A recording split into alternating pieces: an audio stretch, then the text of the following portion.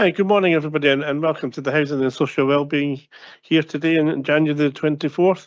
Well done to everybody for getting into the chambers this morning. Obviously, we had another storm last night, and the roads could have been quite tricky for some of our rural councillors with trees and that, but I think the roads were actually quite good. My journey down from Blairgowrie was certainly smoother than I feared it might be, so that's good. That's a good aspect of these storms. So that's great. So thank everybody for being here. We have several people online as well. Introducing the top table. To my far left, we have Jack Welch, who's a Vice Convener, and we'll take a couple of the papers today. We have the Executive Director for Communities, Barbara Renton, and on my right here, I have Adam Taylor from Committee Services, and Elaine Ritchie, who's the Senior Service Manager for the Housing Service. I'll now ask Adam to confirm apologies and receive a roll call for the meeting. Thanks, Convener.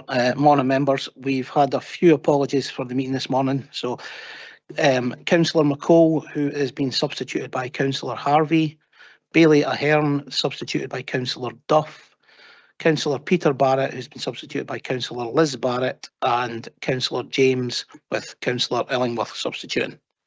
There's quite a number of members online, so I'll just ask those online to confirm that they're actually in the meeting. So, Councillor Duff. Present. Councillor Liz Barrett. Present. Councillor Braun. Here, Adam. Bailey Brock. Present. Councillor Frampton. Present. Councillor Leishman. Good morning, Adam. I'm here. And Councillor Harvey. Morning, Adam. I'm here. Thank you. And all other members are in the chambers. Thanks, Convener. Can I remind councillors who are joining online that to enter into the comments box should you wish to comment or make any other contributions to the committee, and those in the chamber do likewise, or raise your hand should you have any IT issues and I can visually see you. Do we have any declarations related to the reports today?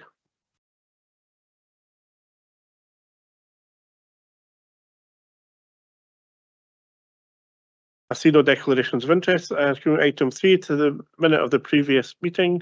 Can we accept the minute of the previous meeting? Great, thank you. Agreed. Item 4 on the agenda is outstanding business statement. There are 2 items on there. One is a briefing that is just about to be released in the next few days. The second one is due the next month. Is there any comments or issues with those 2 items? No, that's great. So we'll move on to our first substantive issue, item 5 on the agenda, which is a presentation from the Mountain Rescue Team, which is part of the police service. Can I ask Superintendent Tom Leonard, who's going to introduce the morning speakers for this presentation.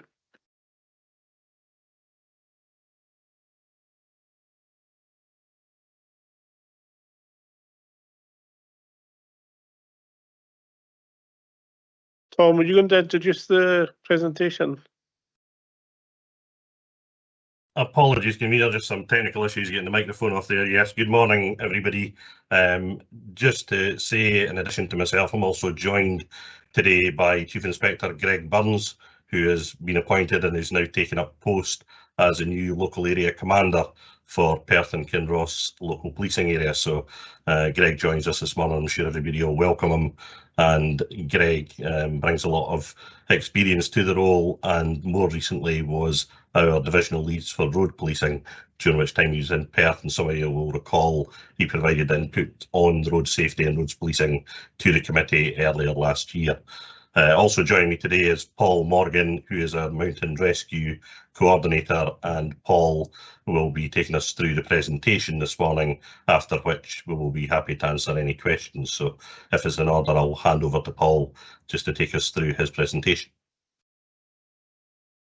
Okay, good morning, committee members. Thank you very much for allowing me to come and speak this morning. I'll just quickly check that the presentation is working.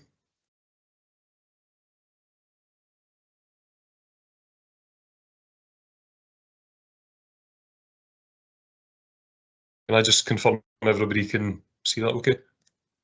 Yes, we can. Thank you. Yeah, That's fine fine. online. Okay. So yes, thanks, sir. My name's Paul Morgan. I'm the team leader of the Police Mountain Rescue team in the Tayside area.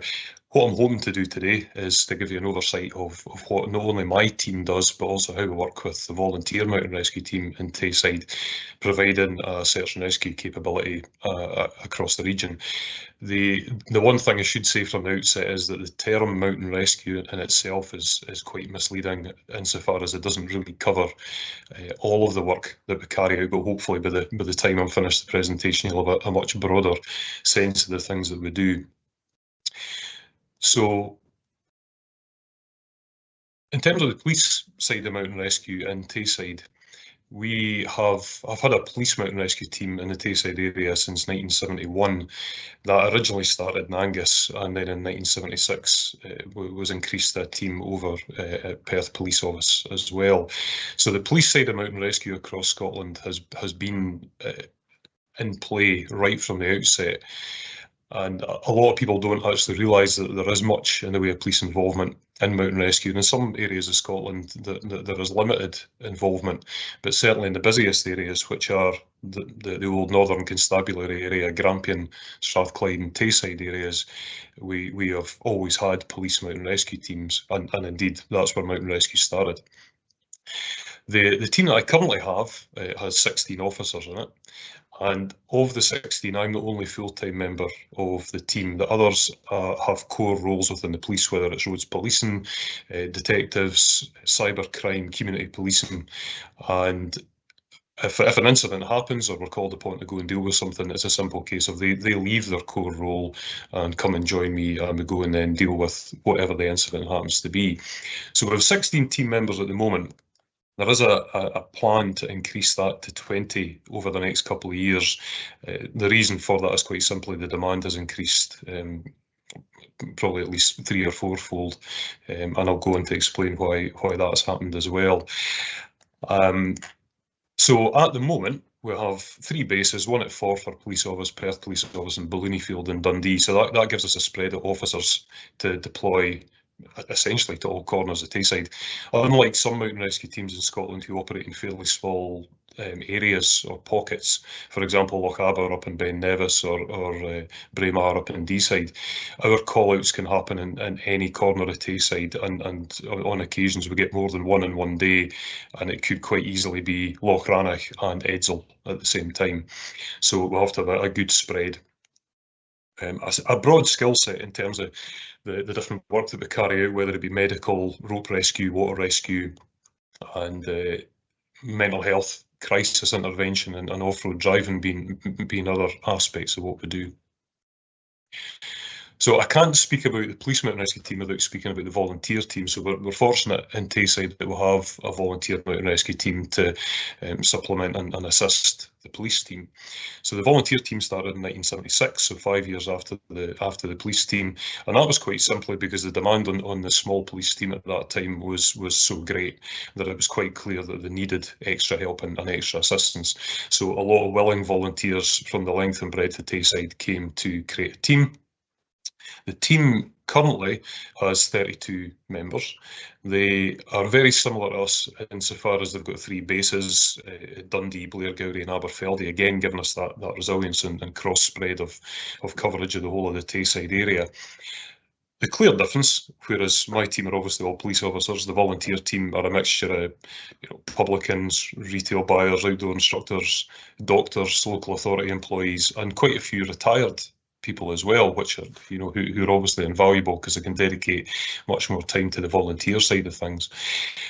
It is a much bigger team than the police team, but the reason for that is it's often quite difficult to get volunteers released from their day jobs and their work, so they need a much greater level of resilience to come out and assist us, particularly during midweek. It can be quite hard for volunteers to get away from work, as I'm sure you understand. So we train, the 2 teams train at least once a month together, and the real difference between the 2 teams is that we in the police team have a coordination role as well as an operational role within the team to manage and look after all the incidents we deal with. There are also times when we don't call on the volunteer team to assist us. For example, if we know we're dealing with a body recovery right from the outset, or there's suspected criminal intent with what we're dealing with, or there is a real serious risk to the rescuers from the person that we're trying to find. So, as I'm sure you understand, people don't, as volunteers, join mountain rescue teams to deal with those sort of things. They want to help people in the countryside. So that's where the police team come in and do things very much on their own. The way that the two teams are funded are different. The police team has a small budget of approximately £10,000 a year for me to run the team of 16 officers, and the volunteer team have a charity wing, so clearly donations, public donations and fundraising are central to their operating costs. There is government funding for all of the volunteer mountain rescue teams in Scotland. A pot of money, just under £400,000 a year, is split between the 26 volunteer teams. So our volunteer team get just over £14,000 a year from the government.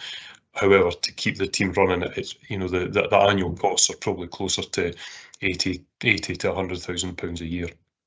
So the fundraising is obviously very important, and it's quite a unique situation because I and the police team help the volunteer team fundraise as well, which is the only area of policing where that actually happens.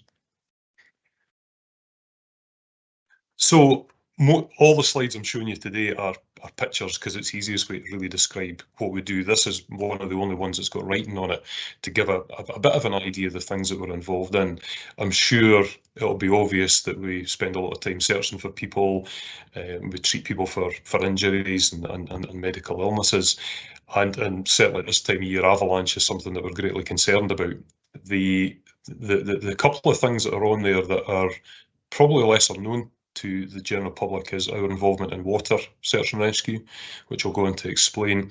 The police investigation side of things, I touched on the fact that there can be criminal involvement in some of the things that we deal with in the countryside. And a key thing that we do, particularly when it comes to water, which I'll explain when I speak about how we work with the fire service, is the multi-agency side of what we do.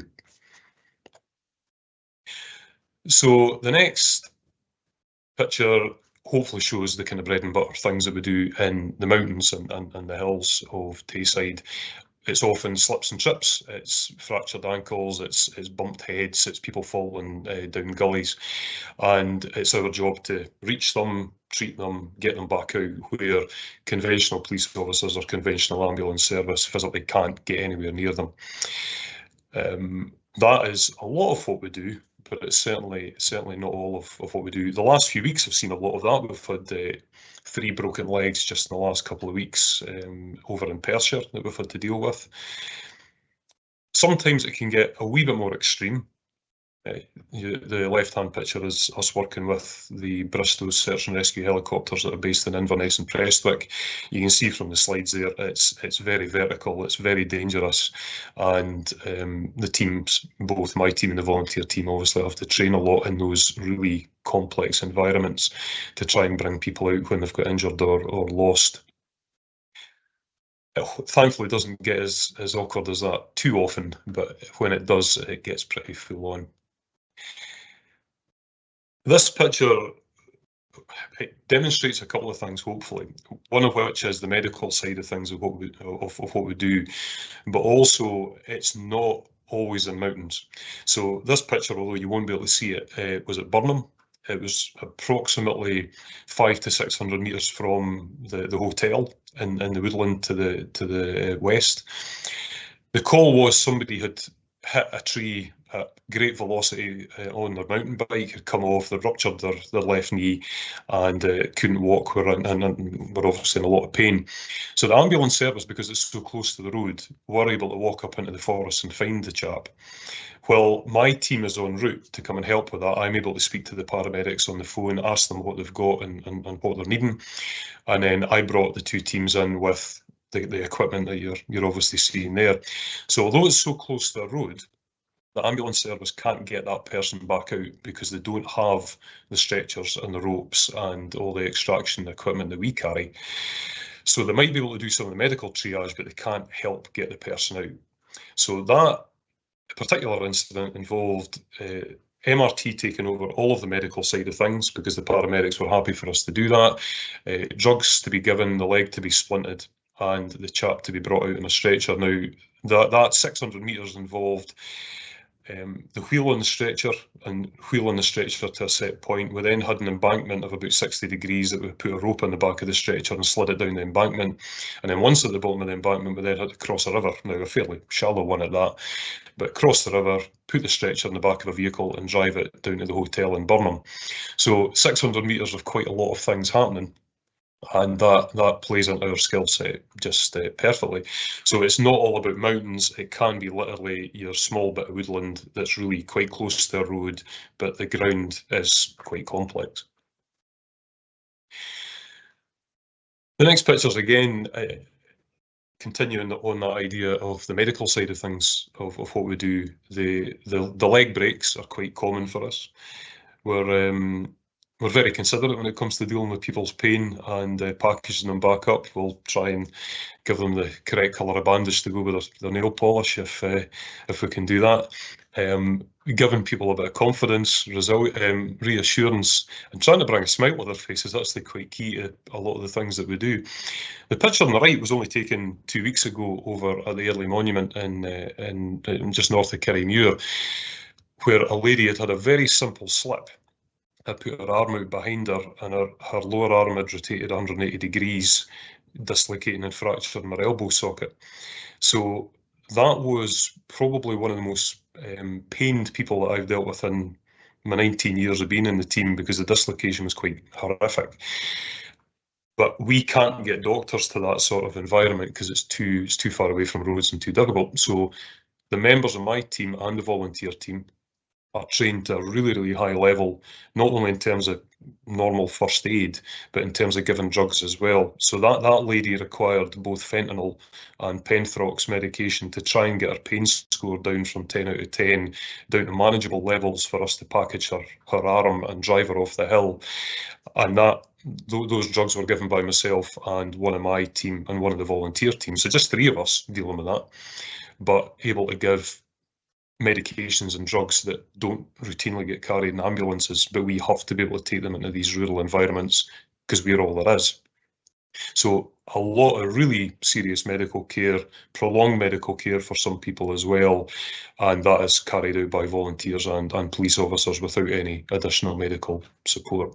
So hopefully that gives you a bit of a flavour of the sort of medical side of what we do in remote environments.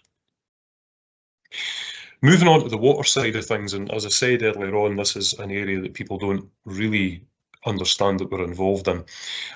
My preferred name for the team would be search and rescue as opposed to mountain rescue. We used to be called the Tayside Police Search and Rescue Unit, but changed to mountain rescue. So a lot of people don't realise that we operate near water. Now, everybody will understand, certainly in Tayside, that we'll have a huge number of really significant river systems and lochs and waterways. And of course, as you'll all know as well, people do fall into them, whether accidentally, whether intentionally. But there has to be a group of people that can then come and deal with that. Most people, when they think of water, immediately think, and quite rightly so, they think of the fire service, because everything that you see on the television tends to be around about floods, and it's a number of firefighters with a raft going up and down the middle of a street taking people out of their homes. So immediately people think of the fire service. The fire service have a legal responsibility for the deployment to flood rescue incidents, but when it comes to inland water, so we're not speaking about the coast, but only inland water, the remit and the legal responsibility for coordinating and effecting those rescues is the police service.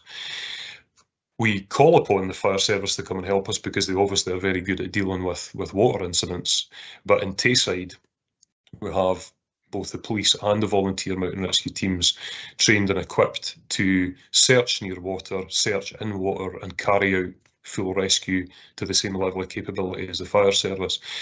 Now, that is not replicated across the rest of Scotland. That's been a very historical thing for Tayside, just because of the volume of incidents that we have round about our rivers and waterways. The great side of that, or the fantastic side, is you have 2 agencies, the police MRT and the fire service coming together, and we've got a fantastic working relationship with the fire service in Tayside. But it also means that you have a great multi-agency approach to incidents when and, well, if and when that happen on our waterways. So last year alone, we had 8 water fatalities across Tayside, 4 in Perthshire, 4 in Angus, all of which were accidental things that could have been quite easily avoided, but just because of the human nature, they ended up with really terrible outcomes. And we had to get involved in that to not only search for people that were missing, but then recover bodies when they were eventually found. So just to add on that, the picture on the left is myself and a couple of colleagues coming out of the water at Muirton after a search on the River Tay. So it's not just the rural rivers, it's obviously the river in the city as well. We do from time to time have people going in to the water round about the Perth Bridges and Moncrief Island, and also further upstream as well. But a lot of what we do tends to be around about rural rivers, the Erich on the right-hand side there. So that's just showing the team both operating on the bank and operating in the water to simulate the rescue of people that are casualties. That crosses over to the medical side of things. So it's one thing getting into gorges and getting into rivers to find people, but then if they need medical care, what do we do? So that's a training exercise up at Calveen, where we're simulating a canyoneer has become injured with suspected spinal injuries. So we get into the water, we find them, we arrange for them to come out the water nice and safely, but we're having to deal with a suspected spinal injury, hypothermia as well, because they've been in cold water. So that's where you get the crossover between the level of medical expertise that we have and the water rescue side of things as well. The stretcher that's being used there, again, the crossover, that's a standard mountain rescue stretcher, but we've fitted floats to it so that we can bring people down an area of water to try and get them out to a much easier and safer place. And where that links in with our relationship with the fire service and multi-agency working is that we meet up at these things so often that we'll have to have this very clear working relationship as to who's doing what, who's coordinating the incident, and how we can work together. We had an incident at the Erich last year in Blairgowrie, where because of the relationships that we've built up, it means that I can turn up at an incident, immediately identify a fire and rescue commander, we can have a quick chat about what we're going to do. I understand what his team can do, he understands what my team and the volunteers can do, and within 5 minutes we're on the water and we're carrying out the search to find the person. Whereas in a lot of parts of the country, because that relationship's not as tight, because they're not dealing with these things quite so often, you get people meeting each other who don't know each other, and that can understandably slow processes down. So knowing people, getting to know faces. So I routinely, and next week I'm doing this as well, go around all the fire stations in Tayside to give mountain rescue awareness talks, very similar to what I'm doing today, just to explain how and where we might be able to help. So I'm going over to Loch Rannoch next week to see the volunteer firefighters at Rannoch and speak to them about our capability and how we can work with them. I like speaking about mountain rescue, quite passionate about it. It's not only what I do for a living, but it's certainly very much in the blood as well. But my previous roles within the police as a beat officer and a community officer mean that I have a close relationship with trying to get safety advice across, trying to get young people involved in what we do and have an understanding of what we do. So the photograph that you're seeing just now is a training exercise that we ran in Blairgowrie in the middle of last year, where ourselves, fire service, mountain rescue, police, ambulance service all came together to do training exercises with youngsters in Blairgowrie, show them the throw lines that have been installed in the park there, and give them a rundown on, if you see somebody in the water, what are you going to do? You know, you don't go into the water, you phone, you find out your location, you pass that to us, and then if you can, here's one of the throw lines in the park. Hopefully you can maybe put that to good use. So you'll see one of my volunteer colleagues bobbing down the river there as a target for the youngsters to throw lines at. We're training the local police officers on how to throw lines there as well. And for me, this is just good old-fashioned community policing or community fire work as well. You're allowing the youngsters to know who you are, you're giving them a bit of training, it's relaxed, it's fun, but it just gets that serious message across. So if there's areas within Tayside that we feel this sort of thing needs to be done, or there's maybe been a few accidents or incidents, then this is the kind of thing we'll do in partnership with the fire service, which for me is just, it's a fantastic thing to be involved in. It's great fun, gets the point across. And after that, ourselves and the fire service delivered training for all the S1 pupils at Blairgowrie High School on water safety. We did that over a couple of days, but we also taught them about CPR and other safety issues as well, which was just fantastic. I mentioned incidents that can obviously happen in hot spots and places that are obviously give us the greatest concern and need a bit of attention. So although this wasn't over in Perth, this was over at Edzell following a death up at Garnocky Bridge in the summer. This is just us again going out to meet the public, have a chat, speak to them about the areas that they're going walking in. A lot of, well actually most of the people, if not all of them, that we deal with who have sadly drowned in Tayside's rivers are quite often not intending to be in the water and are actually walkers as opposed to, say, kayakers or canyoneers. It's people that have been walking on paths and have then slipped in and unfortunately been washed away. So this bit of work we carried out with the fire service and also the local Coast Guard from Montrose was round about a rural walk at Garnocky Bridge in Edzell, and just engaging with people that are out for a walk, giving them foil blankets, giving them whistles, giving them ponchos that they can keep in the car for other walks and other things that they happen to be doing, and just a good bit of work between the agencies to get the point across, get the safety message across. If you ever see mountain rescue posts on the Tayside Divisional Facebook page or Twitter page, it's me that puts them out, and it's just to try and catch people's imagination, trying to get safety messages out. Some of you may have seen the one that I put out a couple of days ago about the incident over at Ben Lawers, where I put a video on to try and convey the message about how brutal the conditions were. So I try and use every opportunity I can and every means I've got to try and get the word out there on the off chance it might help keep somebody safe. So other people that we work with are other mountain rescue teams and also various people from the ambulance service. So this was a crash glider on Bishop Hill in, it was October, I think. No, it was end of the summer on Bishop Hill down at Kinross. So there's a real mix of people in that photograph. You can see the glider just in the background there, but we've got crew from Helimed 76, which is the charity air ambulance at Perth, that have come to help us. We've got members of Oakle's Mountain Rescue Team who are based in Stirlingshire, and also my team and the volunteer team there as well.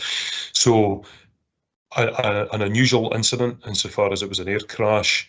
It's not the sort of environment you would normally have paramedics at because it's a hill, it's difficult terrain, but we're able to safely look after these people, to bring them up onto the hill. We give them an initial first aid to the person that's needing it, and then get a wee bit extra medical help from the likes of John Pritchard and the Helimed crew, and then get the person flown out. So we train at least once a year with the crew of Helimed 76 at Perth, just so again, when we turn up at incidents, they understand what we can do and vice versa, and it just keeps things really, really smooth. So I was going to speak about Storm Babette, but I think I could probably speak about any one of about 15 different storms we've had since then. So as I said earlier on, the fire service have the legal responsibility for dealing with flood rescue, and the pictures from Brechin and Lawrence Kirk and Marykirk in October there showed exactly that sort of thing. But there were other incidents that were happening further inland. We dealt with the first incident of the day that was water related. Unfortunately, a lady drowned up in Glenlee, but that was right up in the mountains, so an area that the fire service wouldn't be able to operate in. But again, that is another reason that we as a mountain rescue team have a water rescue capability, because we have incidents that happen in mountain lochs and mountain rivers as well. So on that particular day, it started off with a mountain water incident up in Glenlee. We had to escape the Glen very, very quickly after dealing with that incident, so we didn't get cut off because it was that severe. And then back down to the relative safety of Brechin and Forfar, and then we deployed to assist the fire service in Brechin to help get people out of their houses, to make sure they were safe, taking them to the refuge centres at the community buildings as well. And again, just us playing our strengths in terms of what we can do with water and our understanding and working with the fire service. So the left-hand picture shows some of what we do during floods. The right-hand picture is a bit unusual. It is me. It's got my good side. That is 20 metres from the dual carriageway at the A90 outside Forfar near McDonald's. So it's literally 20 metres away from the dual carriageway, but there was sheep drowning in a field, and we were coming back from an incident and were asked by the Angus Council animal welfare officer if we could come and assist. So I never thought I'd be swimming 20 metres from a dual carriageway at Forfar, but again, it probably just demonstrates I never quite know where we're going to end up, who we're going to be rescuing or what we're going to be rescuing, and the sort of environments that we get ourselves involved in. I often use the phrase countryside calamity when I'm trying to describe the things that we do. It's not, I don't use the term flippantly, it really is about the only phrase that I can think of that really encompasses all the bizarre places and bizarre incidents that we get ourselves involved in.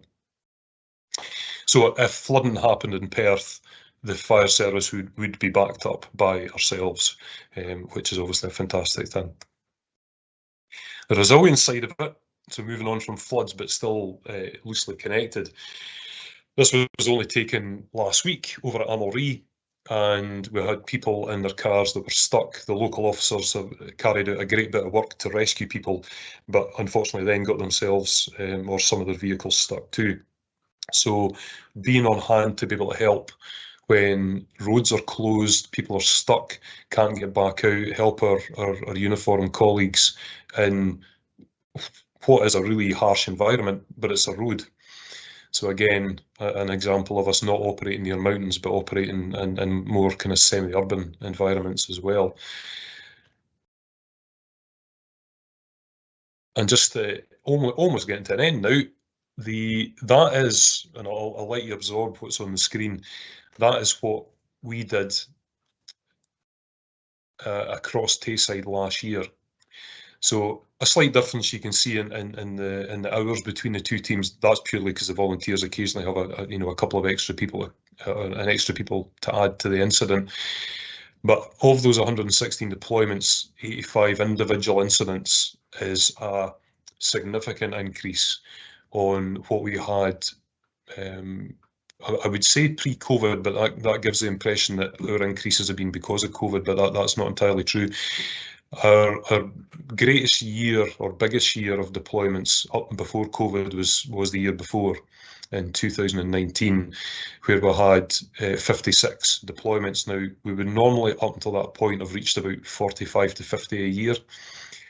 So that was a big year for us, and then COVID hit. We had 8 weeks of 2020 where there was no incidents at all because people weren't allowed out of their homes, essentially. But we still then managed to hit 75 incidents in 2020. There was 85 last year as well, and it's only increasing. So some of that was because of COVID, because members of the public have found that there is a countryside out there that they didn't really know existed beforehand.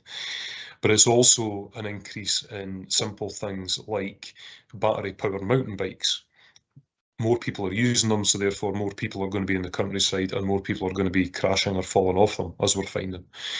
More people are using stand-up paddle boards and canoes that you can buy in even places like Aldi. So more people are going on the water than we had, say, 3 or 4 years ago. And more people are just out rural walking, never mind hill walking and mountaineering. They are just going out for your walk around Coronation Bridge up at the Garry, or having a walk around the Ericht or Loch Rannoch. So therefore, there's always an increased risk of things happening. Now, that increase is not just particular to Tayside, but a lot of areas of Scotland have returned to kind of pre-COVID call-out numbers, but we haven't, and it is only getting busier. So since the start of the year, we've had 9 incidents, and we're obviously only 24 days into the year. Last year as well, as it says in the bottom of the slide, the biggest land search that Tayside's ever had and the biggest inland water search that Tayside's ever had. And that was my team coordinating both of those with my officers and the volunteers side by side, working their way through these particular incidents. So it's getting busier. Hence the reason we're looking to increase both the size of the police and the volunteer teams to accommodate that. And the fundraising increases, obviously, in terms of effort to try and help the volunteer team as well. So I could speak for hours on mountain rescue because I absolutely love it and it's a huge part of what I do in my life. But I'm going to stop there to hopefully let you absorb some of what I've spoken about. That is very much a whirlwind tour of what I do, what the teams do, how the volunteer team and the police team work together, and how we go about our business across Tayside. So I'll bring that to a close. Thank you very much, Paul, and thank you for your presentation. Not at all. I'd also like to take this opportunity to thank you and your team and the volunteers and how you work closely together with others. You know, tourists come to Perthshire and people live in Perthshire to access our amazing outdoor spaces, and obviously we want to be able to do that safely. And when the unfortunate happens, we know that people like yourself are there to come and help us, and that's great. You know, it's an asset to the area, an asset to yourselves. So thank you very much for that. Do you have any questions? Yes, I do. The questions are starting to come in now. Firstly, Councillor Forbes. Thanks, convener, and thanks, Paul, for that really interesting presentation. I'm guessing technology's made rescuing a lot easier with drone searches and better communications and so on, but I'm wondering if technology's also made your life a bit harder with people heading off to the outdoors, relying entirely on a smartphone, GPS and compass and a battery that's likely to run out before the end of the day. Yes, it is a very common question that I get asked. So I always like to. I'm fairly positive in my outlook with most things, and thankfully, as you've kind of alluded to, the technology, thankfully, is still very much in our favour with some of the things that we have at our disposal. Probably the greatest difficulty we have now is it would be too easy for me to say to people, you should only be going out in the hills if you can use a paper map and a compass. That used to be the case at one point before we had GPS, satellites and mobile phones, but of course that isn't the case anymore. And if I went down that line, I could quite easily be accused of lying because it's not true. People are managing to go out on the hills and use their mobile phones and their ordnance survey mapping on their screen, and 99 times out of 100 there is absolutely no problem at all. So the technology is there and it's there to be used. It's trying to get the point across about having the backup, about not only understanding how your phone and the mapping on it works, but if your phone battery dies, if you drop your phone and it disappears away down a slope, what are you going to do then? Can you pull a paper map out your rucksack, work out where you are and work out how to get to safety? So a number of the calls we get, yes, are because somebody has relied on technology and it's then not worked in their favour. Thankfully, it's not the bulk of the calls. A lot of them are just purely bad luck that people have had.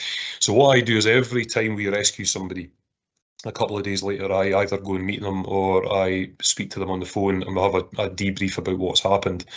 And my aim behind that is not to obviously accuse them of doing anything too silly, but to try and point out to them that there could have been a much easier outcome for them, or they could have had a much better day without us having to be called. But please go away and tell everybody you know your story. And that then means that because you've made a mistake or a bit of an error, if you tell 10 people what you've done, they may very well not do that themselves and might learn from that. So it's all about trying to build upon the bad luck that people have had or the mistakes they've made, but try to get that across to as many people as they know so they don't do that. So the technology is still in our favour, which is great. And it's just spreading the word about technology and the benefits and the pitfalls. Councillor McPherson. Oh, yeah, thank you, Paul. That was a really informative presentation. I just wanted to ask two things, really. Once, I've been out and about around Perth and Kinross and I've seen the RAF mountain rescue teams out there. Do you ever work in cooperation with them or liaise with them? And the other question was, I didn't quite catch the if you need to use a helicopter evacuation, what the agency was that you used for that, and where the two bases were. Thank you. Yes. Start with the helicopters. It's the easiest one. So it's Bristow's, or the private company, who run and provide the helicopters for search and rescue. It used to be the RAF in the Navy, but that contract was awarded privately about 8 years ago to Bristow's. I try not to say Coast Guard helicopter, because although it does have Coast Guard written down the side, sometimes when people ask for the Coast Guard, you're never quite sure if it's the helicopter or the ground rescue team. So I try and say Bristow's search and rescue, or search and rescue helicopters, to try and avoid the confusion. So they're based at Inverness and Prestwick Airport, both in the north and the south. The south helicopter also covers the north of England as well, so they're exceptionally busy. And sorry, apologies. What was your first question again? It was just about having seen the RAF mountain rescue team out and about in Perth and Kinross. I just wonder if you work with them at all. Yes, so the RAF team, there used to be two in Scotland, one at Lookers, one up at Kinross. It's now just the one team up at Lossiemouth. So yes, we do. When we had Storm Babette, I had the RAF team on standby to come down to Tayside, just in case we got overwhelmed to the point that there was other things coming in that we didn't have enough resources to deal with. We also, they're not so much an emergency response team because they've got such great distances to cover. So where we use them is if we're into day 2 or day 3 of an ongoing search, I'll ask the RAF team to come down and supplement our numbers. So the search for Ross Kinghorn up at Blair Athol in particular, the RAF came down for a couple of days to help us with that, which was fantastic. So probably on a year-by-year basis, we'd probably get them involved in 2 or 3 incidents to provide a bit of resilience and help. And they're a great bunch of folk. Thank you. And just raising a point that you mentioned in terms of when you have to call out, say, Bristow's, how is that paid for? Is the cost of that paid centrally by government?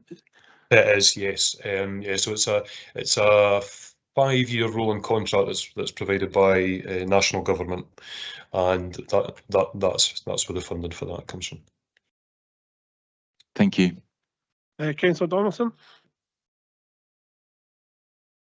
Paul, thank you very much for that presentation. I found it very helpful and very much appreciated. You mentioned that you're one of only 3 areas in Scotland where there is a police team, where I think it's Aberdeenshire and Strathclyde as well. It begs the question, what happens in particular in the Highland Council area, which seems to me a bit of a puzzle. But anyway, here in Tayside, I'm right in saying you're only dealing with one volunteer mountain rescue team. I was wondering about the Ochils. And if a major incident does arise, let's say, heaven forbid, 4 hill walkers are completely lost in a whiteout, when it comes to that and it's a real emergency, are you the main point of reference, the one that will initiate the call out? Yes, it's ourselves. It's either myself or one of my 4 coordinators within the team who are the central point of contact.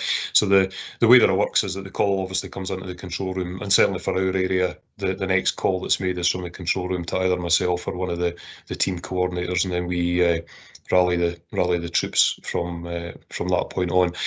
In terms of the Ochils, we obviously share boundaries. The Bishop Hill and West and East Lomond are quite an obvious one, and Glendevon as well. So any time that we get an incident, say it's Bishop Hill and it then falls within Tayside, I will always ask Ochils to come and help, and vice versa. If it's on one of the 2 Lomond Hills, they'll ask us to come and help as well. So it's probably one of the best places to get hurt, because you'll get more than one mountain rescue team coming to help you at any one time. So we're never slow to bring in teams from just over the boundary to give us a hand as well, because we know each other well anyway, and we're actually all good pals because we spend a lot of time at national events and getting to know each other anyway. So we make use of the resources that are close at hand. Just to go back to the Police Mountain Rescue team. So that there are 4. Strathclyde, the legacy Strathclyde, Tayside and Grampian areas have all had rescue teams for a very long time. The Highland area did originally have Police Mountain Rescue teams. That had 2 of them, but just because of the way that the world works, they were kind of morphed into the volunteer teams over the years. But because of the way that things have developed in more recent years, I was involved, along with 3 of my colleagues, in creating the new Highland and Islands Police Mountain Rescue team just over a year ago.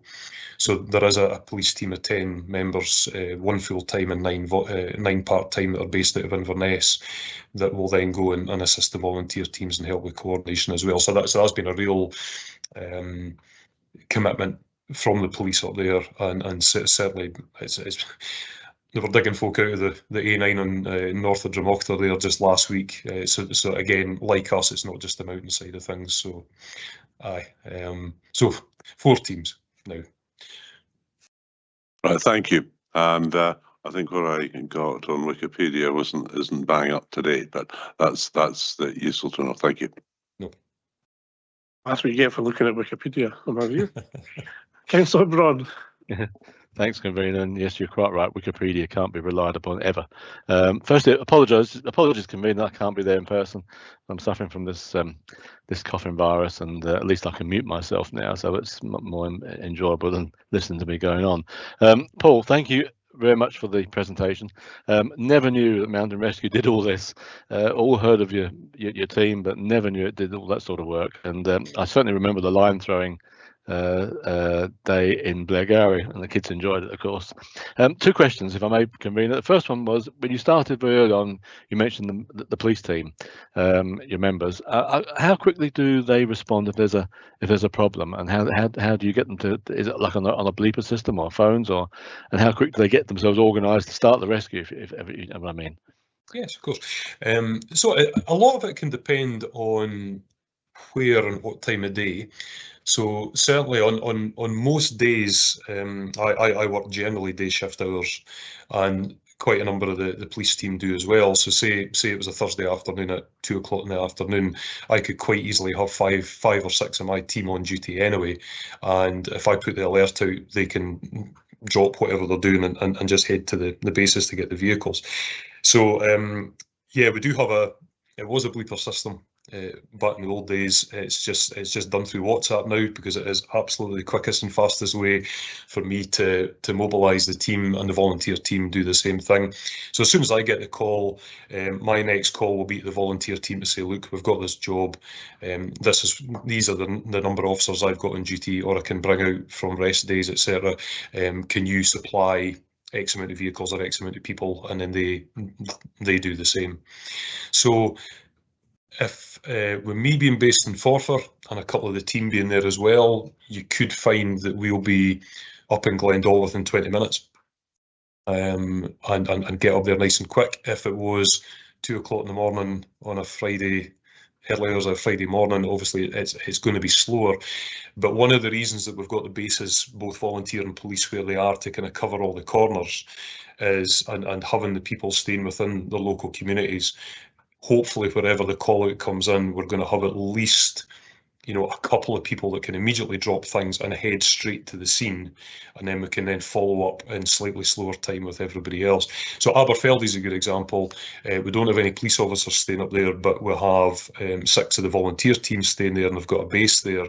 So if something happens at Loch Tay, or happens at Calveen, or happens at Ben Lors, we can have people there, you know, within 20 minutes at the bottom of the hill to start off. So yeah, we try and move quickly, but always try to say to people with my messaging, make sure you've got enough stuff to keep you warm until we arrive, because it might take a wee while. And second question, Convener, if I may. Yes, go for it. Okay. You touched on this, Paul, when you answered another question about hill walkers. There was a message that went out, I think it's an ongoing message, but I remember years ago, if you're going hill walking, tell somebody where you're going, tell them how long you expect to be, what time you expect to be back. Is that message getting through to people, or do you find I've got a mobile phone, so I'm fine, and that's it? A bit of both. I think that there are definitely people, I mean, it's so easy to tell people where you're going. I quite often leave the house in Kirriemuir to go hill running somewhere, and I might not have decided exactly where I'm going before I leave the house, but I know roughly where I'm going. But because you might drive up a glen and find that the weather's poor and, you change your mind. So before I start my hill run, I always text home and send a message to my wife saying, these are the hills that I'm going on, this is where the car's parked, just in case something happens to me. So there's never been an easier time to actually tell people where you are and what you're doing. But I think there is still that thing in the back of people's minds that it won't happen to me. So I don't really need to leave word of where I'm going, because what can possibly go wrong? Hopefully, again, by some of the messaging that we put out, it might make somebody realise, actually, I didn't realise that the weather could turn like that, or it could become as brutal. So I'm definitely going to leave word of where I am. But we do sometimes have call-outs where we literally are looking at a 50 square kilometre area of a map, and we've got absolutely no idea where the person's been or started, because they maybe got a train to the area instead of driving in their car. But then you just employ the techniques of, well, which hills are the most likely to go to? Did anybody see them? Have they checked into a bed and breakfast? And then just do your kind of general police inquiries, as opposed to work it out. So yeah, in part, some people are heeding the messages and some people are not.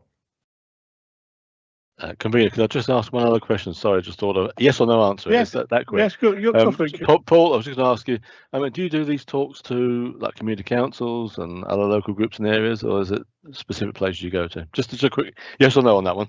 Yes, I'll speak to anybody that will listen to me. Right, okay, thanks, Convener. Thank you very much. Councillor Donaldson, for your second question. Thank you, Convener. Paul, the one thing that has always struck me is with the volunteer teams, they are quite fiercely independent at times, and they don't like being told what to do, and it's just part of their whole culture. And long may that continue. But what I do want to ask you, even though finances are constrained at all levels of government, is there more, do you think, that both at Scottish Government level and local authority level that can be done to assist any particular areas, that need to be strengthened? I think, I mentioned the fact that there is obviously the just under £400,000 of central government funding. It's spread out using a formula which is based on the number of incidents, but also the number of bases and the number of team members you've got. So it is quite arbitrary.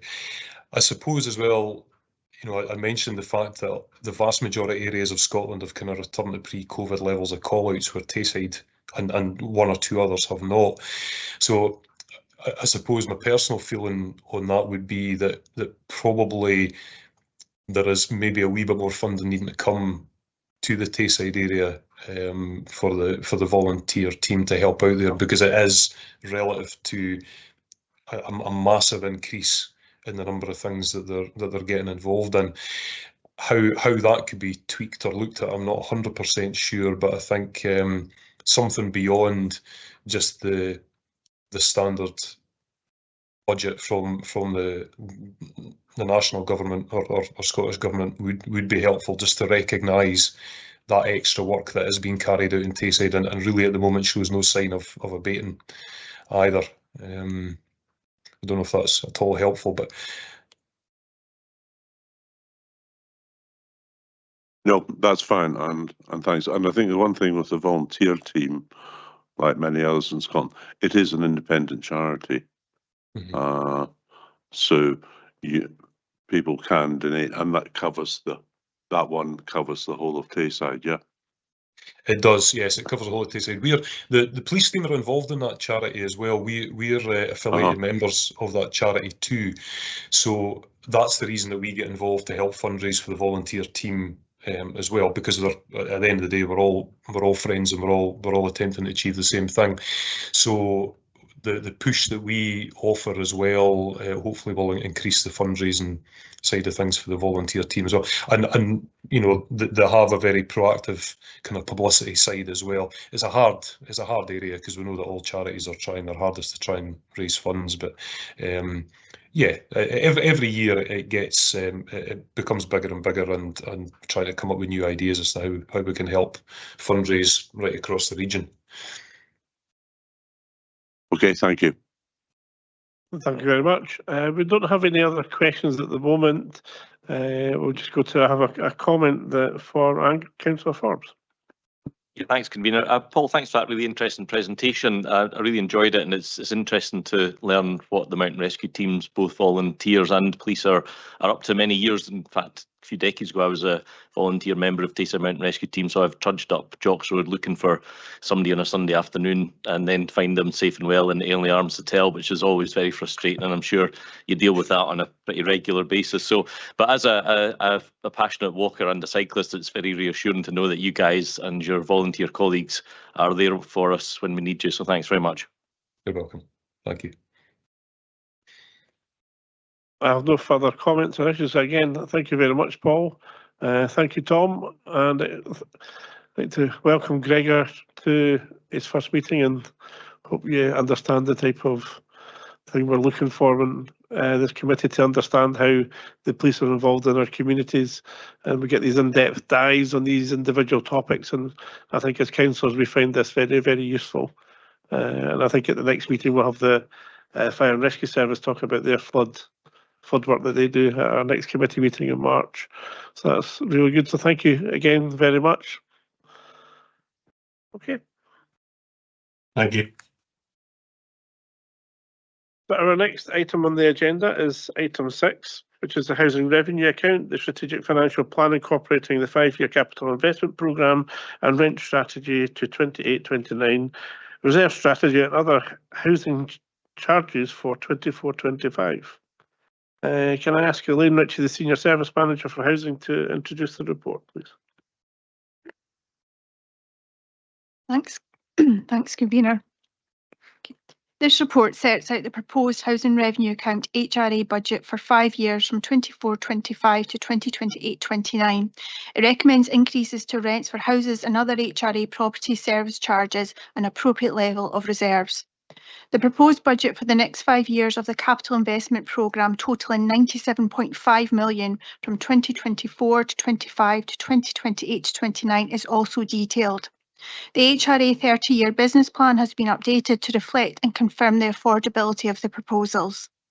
The council owns and manages over 8,000 properties. The housing revenue account meets all the day-to-day expenditure relating to the housing stock, as well as the investment through our capital improvement programme. There are a number of factors that influence the rent setting proposals, both in the short term, such as the ongoing impacts of the cost of living on tenants, rise in energy costs, increased inflation and interest rates, and longer term, such as the housing to 2040 requirements.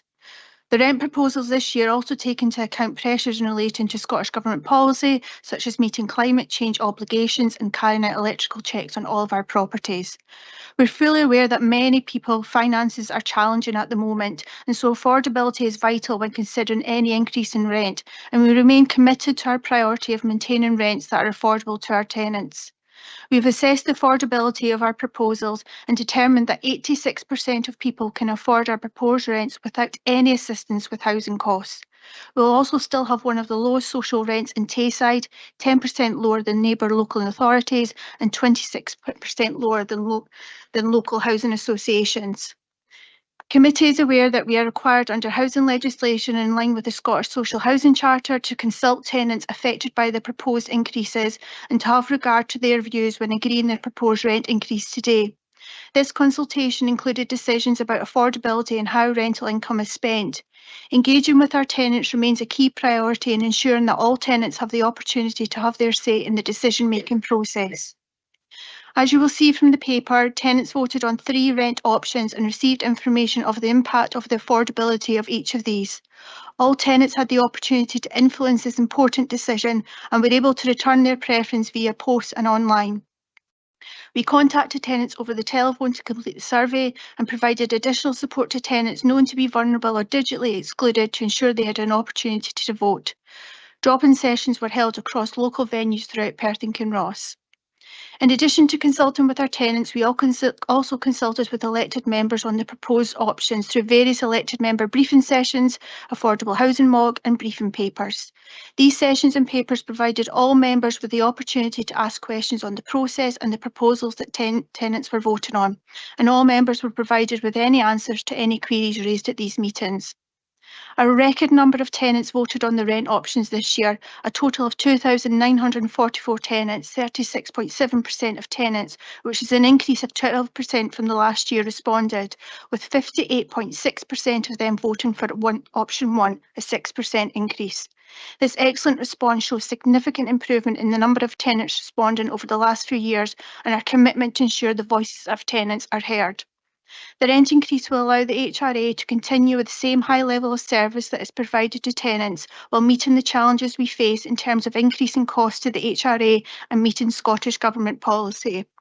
The additional investment will be in the following areas, such as fixed cost increase, such as staff and loan charges, increase in staffing requirements for compliance and service maintenance, increased costs for materials, contracts price increases, electrical inspection condition reports, additional trade staff to support the introduction of evening and weekend appointment system for our repair service, increased energy costs, increased corporate recharges to the housing service, investment in our Internet of Things project, which provides tenants with free household Wi-Fi sensors, increased estate-based initiative funding, additional antisocial behaviour measures, maintaining our house stock database, continued funding for our digital, financial and social inclusion projects, which partners Lead Scotland and Citizen Advice Bureau provide. Buyback funding of £20 million over 5 years to purchase approximately 40 ex-council properties to boost our housing stock, and an overall capital investment of £97.5 million over the 5-year period, including £28 million for new build housing. To summarise, the recommended 6% increase detailed in option 1 is in line with the views of our tenants. Option 1 ensures that our rent levels remain affordable to tenants and is projected to be the 5th lowest in Scotland. The additional investment from option 1 will continue to support and sustain improvements in the delivery of housing service, including the investment in our repair service. It also allows us to maintain budgets to meet the current level of demand, ensure that performance standards and legal obligations are met. However, as predicted, the communal service charges for tenants and residents living in some multi-storey blocks and sheltered housing complexes have significantly increased in 2024. Out of our 8,000 tenancies, these charges only affect around 300 tenants. And as a landlord, we have a duty to recover these costs in full so that tenants living out with communal blocks and sheltered housing do not unfairly bear the costs. This approach ensures fairness and equity across all our tenancies. The significant increase in energy costs has been felt by all our tenants, not just those with communal heating. Given that increase in energy costs are a national issue, there is financial support available for householders. As such, we have implemented a programme of engagement activities for tenants and residents to ensure they are offered all the support and financial assistance available to them. Thank you. Do I have any questions on this paper, please? Councillor Liz Barrett. Thank you, Convener. One of the highest scores in the tenant survey was 58% for making homes more energy efficient, but the budget in the capital investment programme in Appendix 4 is showing only 388,000 in 2024-25. That's compared to 940,000 in the current year, and there's nothing in the following year. So that's kind of 388,000 out of a capital investment programme of 38.1 million in the next 5 years. Can you explain that a bit more, please?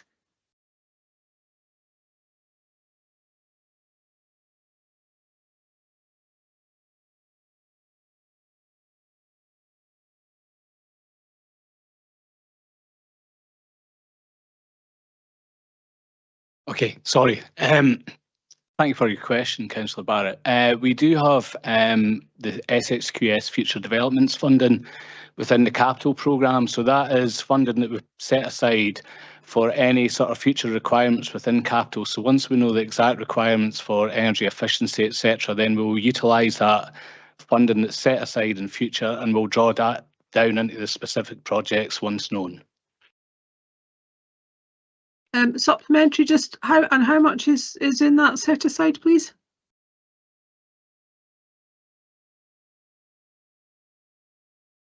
Sorry.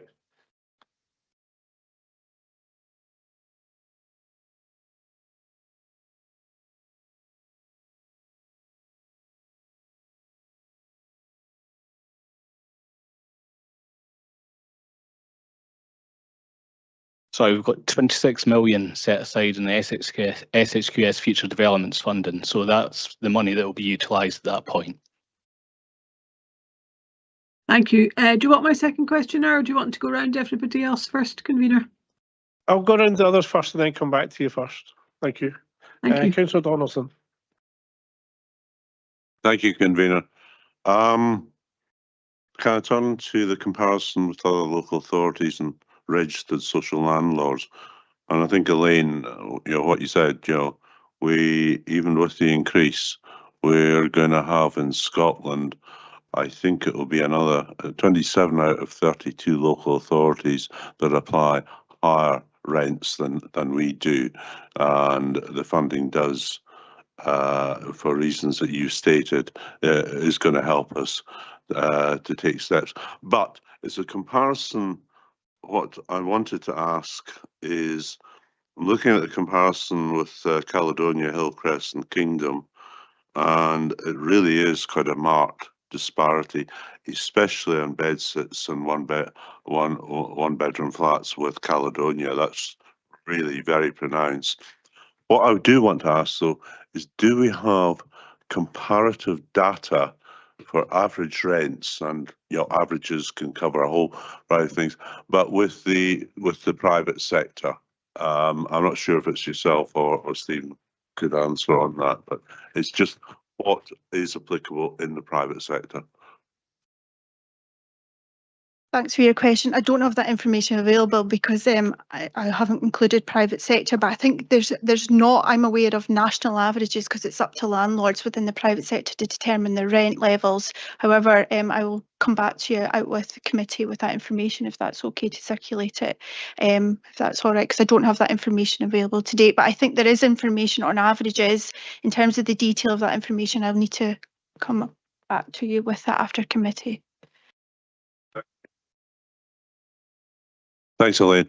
I'm not looking for precision here, and it's covering a whole, but it's more as a marker, as a yardstick to measure against our rents against the Caledonias and Kingdoms and so on against the purely private sector. It would be helpful, I think, just to compare and contrast. Back on that, in terms of social housing rent is much lower than private sector rents. Most private sector rents are set at the local housing allowance rates, which is quite higher than what's our baseline rent, which is £80 a week. But I'll get that information and come back to you on that. Councillor Forbes. Thanks, convener. 5.12, you went into a lot of detail about how you tried to get people to respond to the questionnaire, but the response is still quite low, and I find this frustrating in every aspect of the council. We just, despite everybody's very best efforts, we just don't seem to be able to get people to engage, and I guess that's just the way it is. We've given everybody the opportunity. Can I specifically ask about the first one in the table, improving a response repairs in your home, and 64% gave that high priority. I wonder does that mean that people are currently dissatisfied with the response rate that they get, or do you see it the other way around? Thanks for your question. Just on your point about that first survey result, that is the very first survey that we do with tenants to establish their priority. It's not the last survey. So we start engaging with our tenants. We'll start engaging probably from today's meeting for the rent proposals next year. It's an ongoing process, but that first survey is always a low result because it's our first engagement with tenants, and they're like, you've just set the rent levels for the year, why are you currently engaging with us? So maybe that's something in terms of our communication. But this year we had a record level number of tenants responding to the final survey, which is the most important survey because that determines the level in terms of the 3 options. So just to give you reassurance, regarding the so that information comes from that first survey. So that allows us to dig a wee bit deeper. So what we found when we spoke to our tenants, it's not the level of service that we receive, it's that they want repairs done in the evenings or the weekends, and we currently don't provide that service, and that is the option that we've put in as part of the rent increase today, to expand our rent repair service so that we can have the team able to do repairs out with the core hours and also at the weekend, and that's what that refers to. I think my comment on it is, our repair service is perfect, and we'll all have mailboxes that contain residents that want the repairs done quicker than we're managing to do it. There are pressures on the repair service. But for me, the questionnaire says to us, when you're spending our rent money, which is what the HRA is doing, this is the area that we want to prioritise. This is the area that we think is really important to us as tenants, that when we do need a repair, that repair is done first time to high quality and stuff. And that's why we've added the 7-day service into the service going forward, to try and make some inroads into some of the backlogs that we do have in the repair service. Yeah, welcome. Councillor Braun. Thanks, Convener. I'm looking at paragraph 524, which is under the use of reserves. We talk about using COVID reserves to defer a number of pressures till next year, 25-26. My question is, are we actually pushing these pressures down the line to the point where we may have to have an even greater rent rise next year to cover those? I'm not sure if that's Elaine or Stephen want to answer that one. Sorry, thank you for the question, Councillor Braun. We have factored in next year's sort of proposed rent or minimum rent increase at the moment, the use of the pressures that we're deferring from reserves. So these have already been taken into account in the 4.5% rent increase that's there as a sort of a minimum guide at the moment. Right. Obviously, there may be other pressures in future that will come up through the consultation process next year. So that 4.5% is not guaranteed, but they are factored into that at the moment. Fine. Thanks very much. Thanks, Convener. Councillor McPherson. Thank you, Convener. My question was just really out of curiosity. On page 27.1, it states that 171 properties had their central heating system replaced. Was this for energy efficiency reasons, or was it because they were faulty? Thank you. No, we are energy efficiency reasons that we do that. We've got a planned programme of changing, upgrading our heating system, and it's all it's to work us with our climate change targets. So as 2025 looms nearer, we have to have all our properties up to a certain standard in terms of APC, and changing some of our heating systems allow us to do that. Councillor Barrett, for your second question. Thank you, Convener. It's kind of related to Councillor Braun's question. In paragraph 9.4, we've got the 6% increase that tenants have agreed for 24-25, and then the indicative rate of 4.5% for 25-26. But then the anticipated minimum drops back down to 2.2% for the following 3 years. Do officers think that's actually realistic, that 2.2% will cover the funding we'll need in March 2026 onwards? That's Councillor Barrett. That is just an indication. It's a baseline position that we use as part of our rent strategy, that 2.2%. And as Stephen's alluded to, we've already got a provisional of 4.5. We are looking to review our rent strategy, but we're holding off because we need the information from our retrofit assessments to determine what the level of investment will be required before we review our strategy. So it's a baseline position which can change depending on the pressures facing the service. So it is likely to go up then. Thank you. Yeah, I think this is a topic that will come to our housing MOG at some point once the officers have the information, and then from the housing MOG it will come to this committee for a decision on how we set that level. I think we're just at the stage now where we just don't have the information necessary to make that a reasonable figure. I think we'd just be guessing at this moment in time. Thank you. Councillor Smith. Thank you, Convener. My question is actually on page 28, garden maintenance scheme. I have noticed over the years that a lot of gardens are very, very poor looking, etc. I did ask a question one time regarding to a housing officer, how do we go about collecting this money and how do we charge it?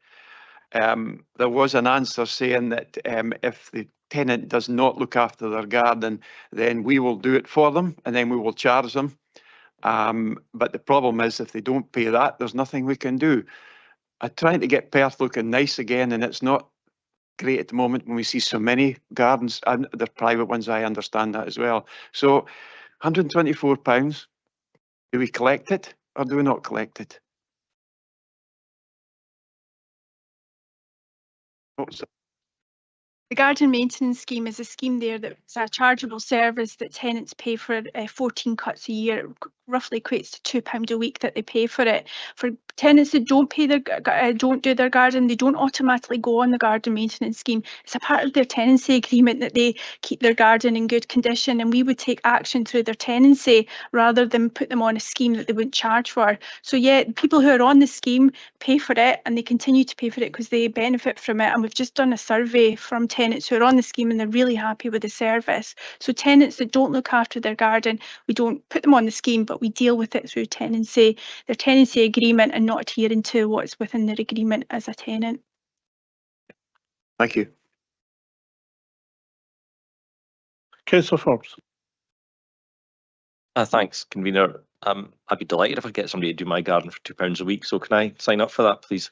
4.1 says the council owns and manages 8,021 properties, and I assume, tell me, Elaine, if I'm wrong, I'm sure you will, the manager's bit is on behalf of private landlords. Is that the case? And if so, how many of those houses are we looking after for private landlords? So the bit that in terms of private landlords, that is not, we don't look after under the HRA any private properties.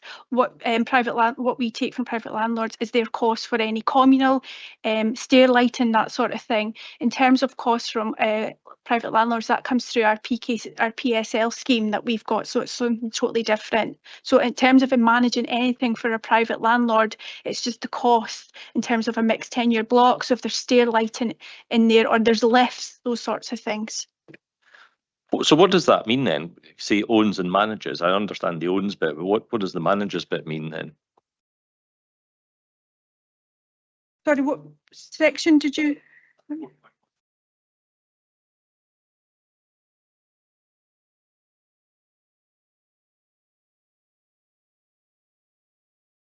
Just is it 4.1? Yeah, existing. Right, is it section 4.1? Yeah, yeah.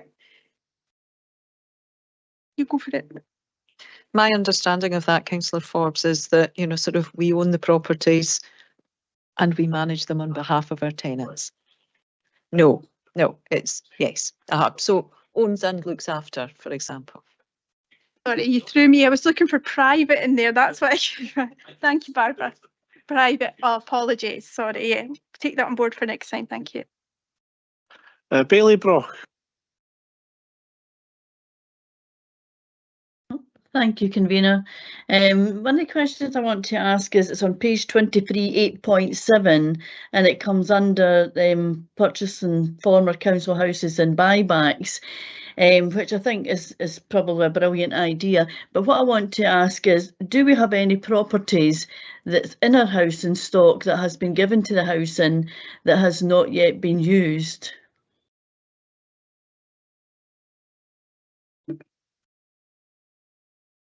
Can I just clarify the question? Are you asking if we've bought back any properties we've not No. used, or we've got void properties? Yeah, I'm looking at you talking about buying back properties, ex-council houses, buying them back. But is there any properties on the housing list at the moment that has been given to the housing department and nothing has happened to them? Do we have any of them at the moment that housing is in the housing stock that there's been no work carried out to date? i.e. vacant properties that the council owned that was in a different department and has now gone into the house and revenue area? Not that I'm aware of. We do have properties that are empty, but they're getting void work done on them, improvement work, or we've got some properties that we class as non-effective and they need significant work to bring them up. We've got a detailed list of them and we scrutinise them, and I'm not aware of any properties that we've been given from any other department that's lying empty, and we're not aware of it or progressing any improvement works on that actual property. Yeah, I can maybe discuss that No, offline so then if that helps. Yeah, so Councillor Brock, I'm sure that sort of you'll be more than well aware of the issues round about the former Crieff Primary School, for example, and I don't know whether that's one of the Crieff Primary. it was, but if you've got any information about sort of particular buildings, I'm sure that Elaine and her team will be more than willing to discuss that out with the committee. That would be great. I'll take that offline with them then. Thank you for that. Well, thank you, Bailey Brock. Councillor McPherson. Oh, thank you, convener. I just have a query on page 29 on the service charges to owner-occupiers of multi-tenure blocks.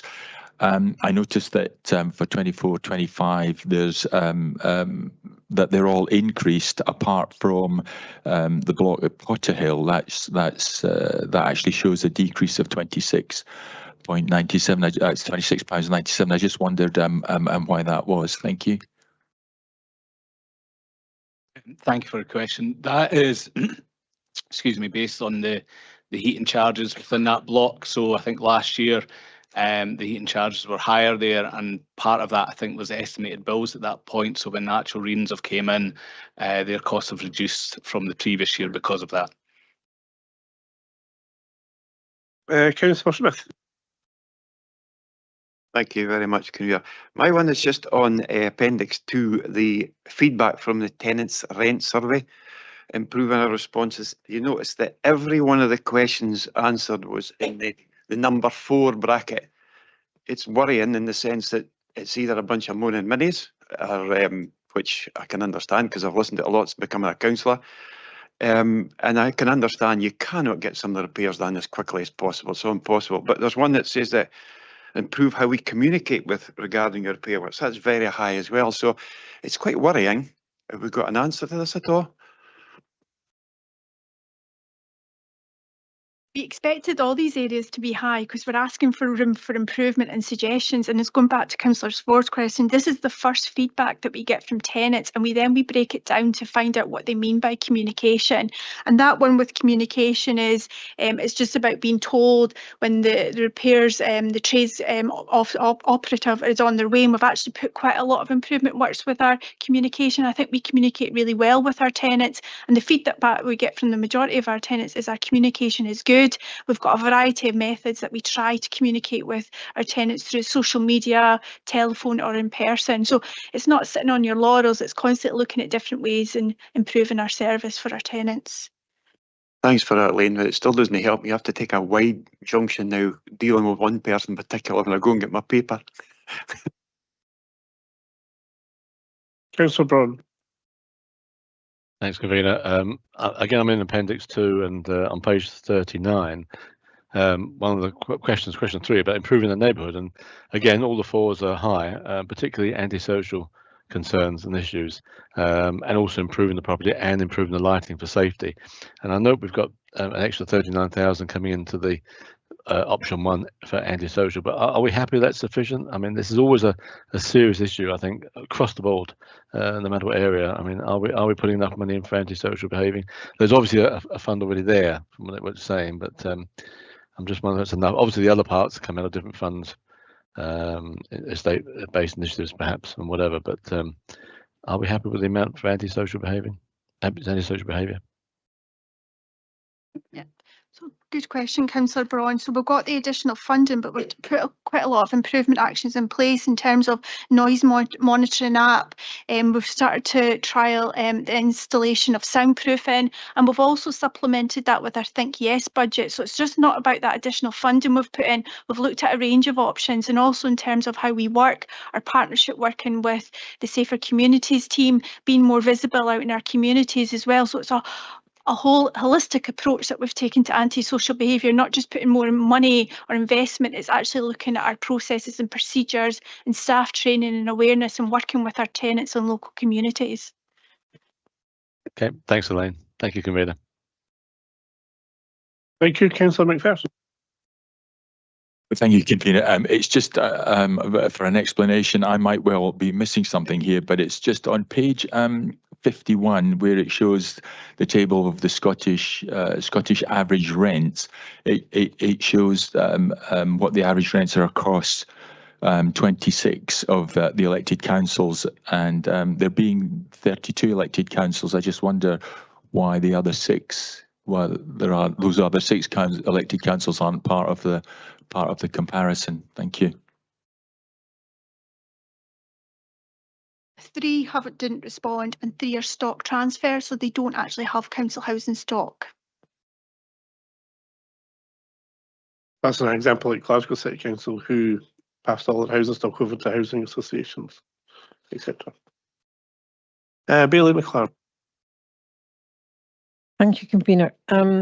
Yeah, I just, again, on the survey, the tenant survey, improving the quality of your home, page 38, improving soundproofing within your home. Maybe could you just expand on that? Is it for, would this response of 45% come from mainly flats, or is that housing? And then how do we achieve improving soundproofing? Is it simple, or is there more to it? So yeah, it is the majority of our tenants who are in their flatted accommodation. It is an issue. We've got an old housing stock with quite thin flooring and whatnot, but that is something that we're looking to improve as part of our energy efficiency measures. And as I said, we are looking at trialling soundproofing, particularly with some problematic properties that we're aware of and working with tenants. But soundproofing is, Nicola Lennon, our service manager for improvements, it's a major piece of work that needs to be carried out, and it's quite intrusive as well. So we always look at that is the last resort that we do, and it's very expensive. But there's things such as carpeting, underflooring, curtains, those sorts of things, and that is sometimes a wee bit of difficulty for some tenants, particularly with the cost of living, thin carpets and whatnot. So again, we look at various options with tenants, particularly with soundproofing, to improve that, and because it results in complaints and whatnot. So again, it's case by case basis, but it is something that we'll factor in as part of our retrofit programme going forward, because that will boost the energy efficiency within our properties as well. Online, Councillor Duff. Thanks, Convener. As you know, I'm not a regular attender at these meetings, so forgive me if the answer to my questions are in the report and I haven't identified it. I was wondering where we are as a council in terms of rent arrears, bad debt, etc. I don't, if the figures to hand, fine, but it was more a case of what percentage of rents are in arrears and whether it's going up or down, getting better or worse. Thank you.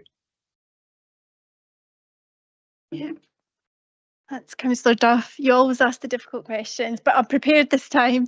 So in terms of our current rent arrears, it's sitting at 10.55%, which is a slight increase, and the teams are working tireless with our tenants given the impact of cost of living. That represents about 2.4 million to our HRA. So we've got roughly about 33% of our tenants in rent arrears.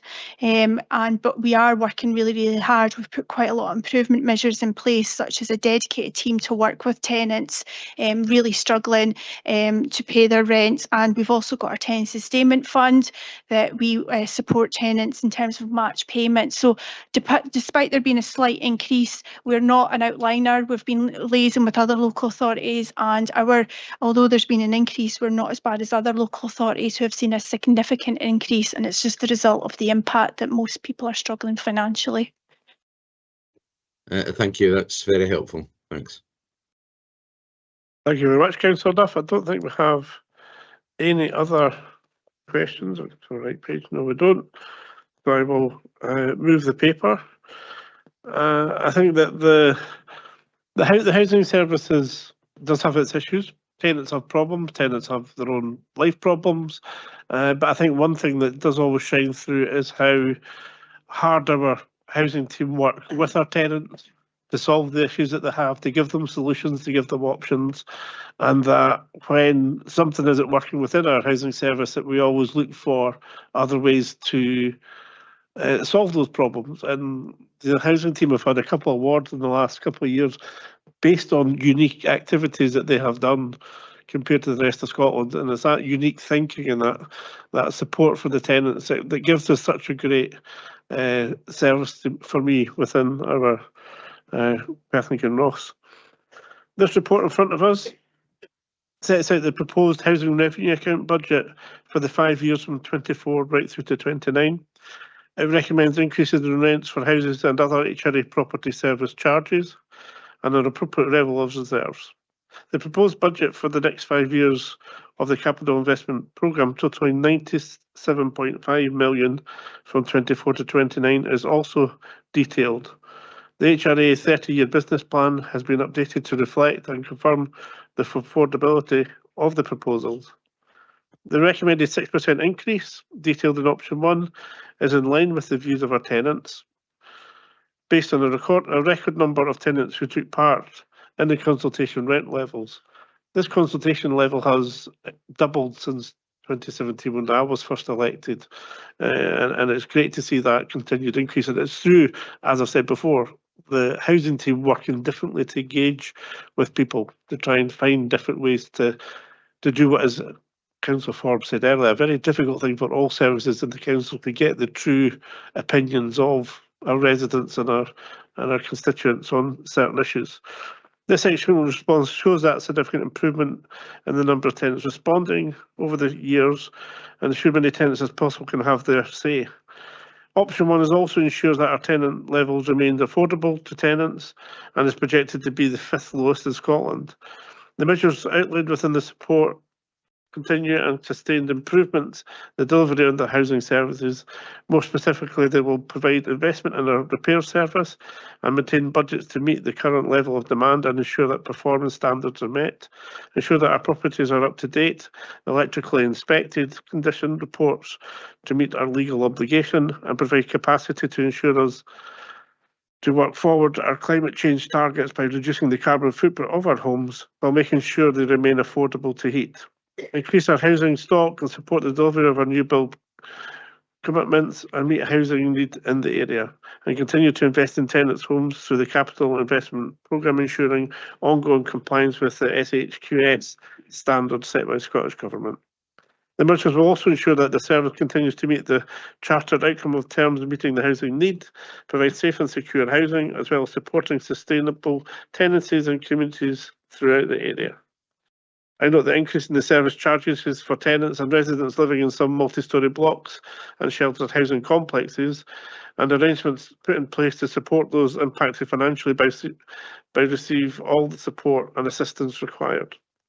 Therefore, I move this report and ask the committee to approve recommendations outlined in section 2 of this report. I will now ask Councillor Welsh to second the report, please. Thank you, Convener. I'm happy to second the report.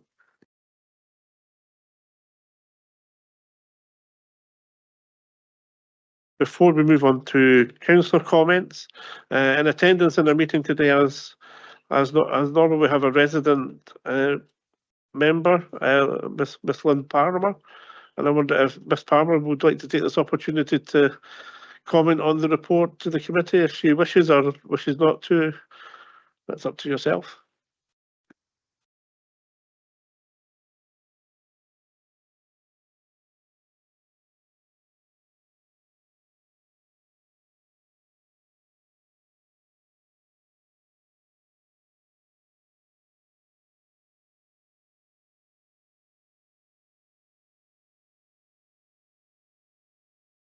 Before. I've read it through a couple of times, only found 2 typos this time, and emailed Stephen Coyle late last night to say that I really hadn't got much to say, that it's the usual good standard of paper, and only left then to say that I'm concerned about the 6%. And it's really the people who are working, who have a job, but the wages, you know, they're not on £60,000 a year. They're on something much less, and the 6%, and it just, people will start saying, I can't pay this. And then of course Elaine has just told us how the council will help them, but you know, it's much more than they're used to here.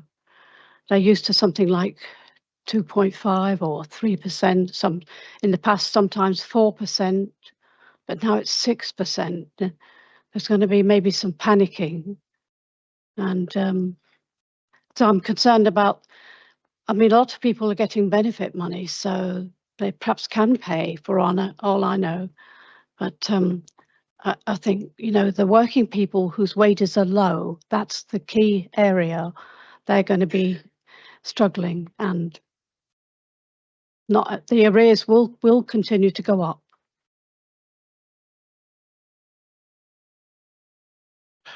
Well, thank you very much for these comments. I think these are things that as councillors we need to take on board when we have our housing mog and we discuss these terms and the reasons by which we put the offers to tenants for the rent increase, and that we'll certainly take your views on board, and that's very important.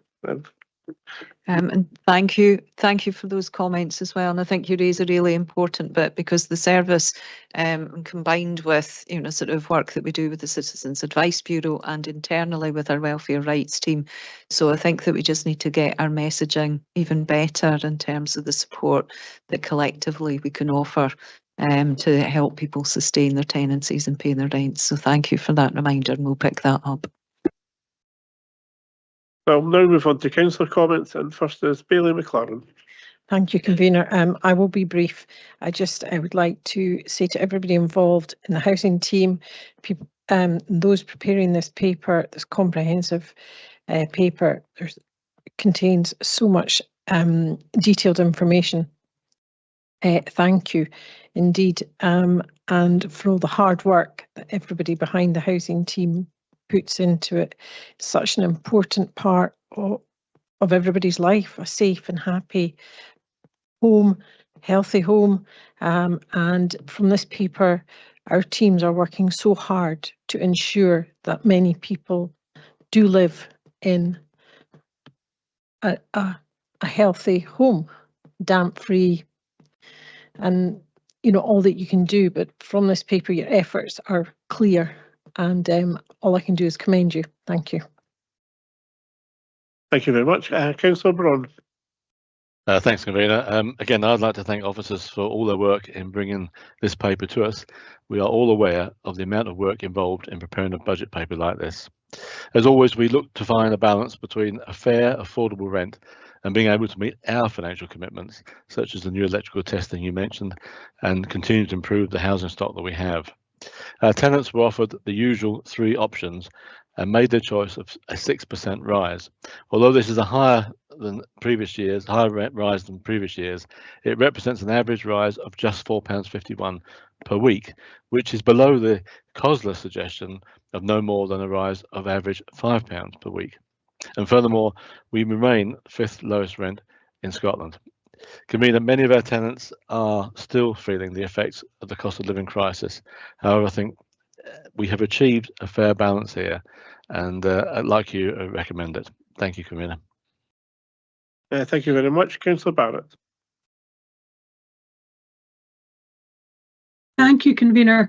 I'd like to add my thanks to Elaine Ritchie, Stephen Coyle and all the officers who've been involved in the preparation and drafting of this report. And also I welcome the increase in the engagement by tenants. That's heartening to see. I think members do need to be more closely involved in the process for setting rents and charges and considering the options that are put to tenants on these. Lynn Palmer's shared her concerns about the sudden large increases. Tenants support the option of 6% rent increase for next year, and this time around the Affordable Housing Member Officer Working Group had been involved in approving the options to be consulted on with tenants. They haven't been consulted in the past when lower increases have been put to tenants, and perhaps if they'd been a bit higher before, there wouldn't have been such a jump this time around. The member officer working group weren't consulted on the figure of 4.5% for 25-26 and the 2% indicative minimum going forward, and I think perhaps that needs to be looked at to give an indication to tenants that it's not likely that the amount of increase is going to go down in future years. Looking at section 13 of the report, that covers communal energy charges, which are going up by a whopping 59%, £10 a week for Lakely Milne and Market Court, and that has a huge impact on the tenants and other occupiers. If the officers had applied a £5 a week increase last year, then the charges could have remained the same for next year, and the council might not have to be providing so much advice and support to those who are having difficulty in paying their energy bills. So I would just ask the convener to please, could you ensure that the Affordable Housing Member Officer Working Group monitors the rent review strategy and considers improvements to the current mechanism for communal energy charges. Thank you. Now you see why I refer to it as a MOG, because I couldn't see all those words either. I do. Councillor Leishman.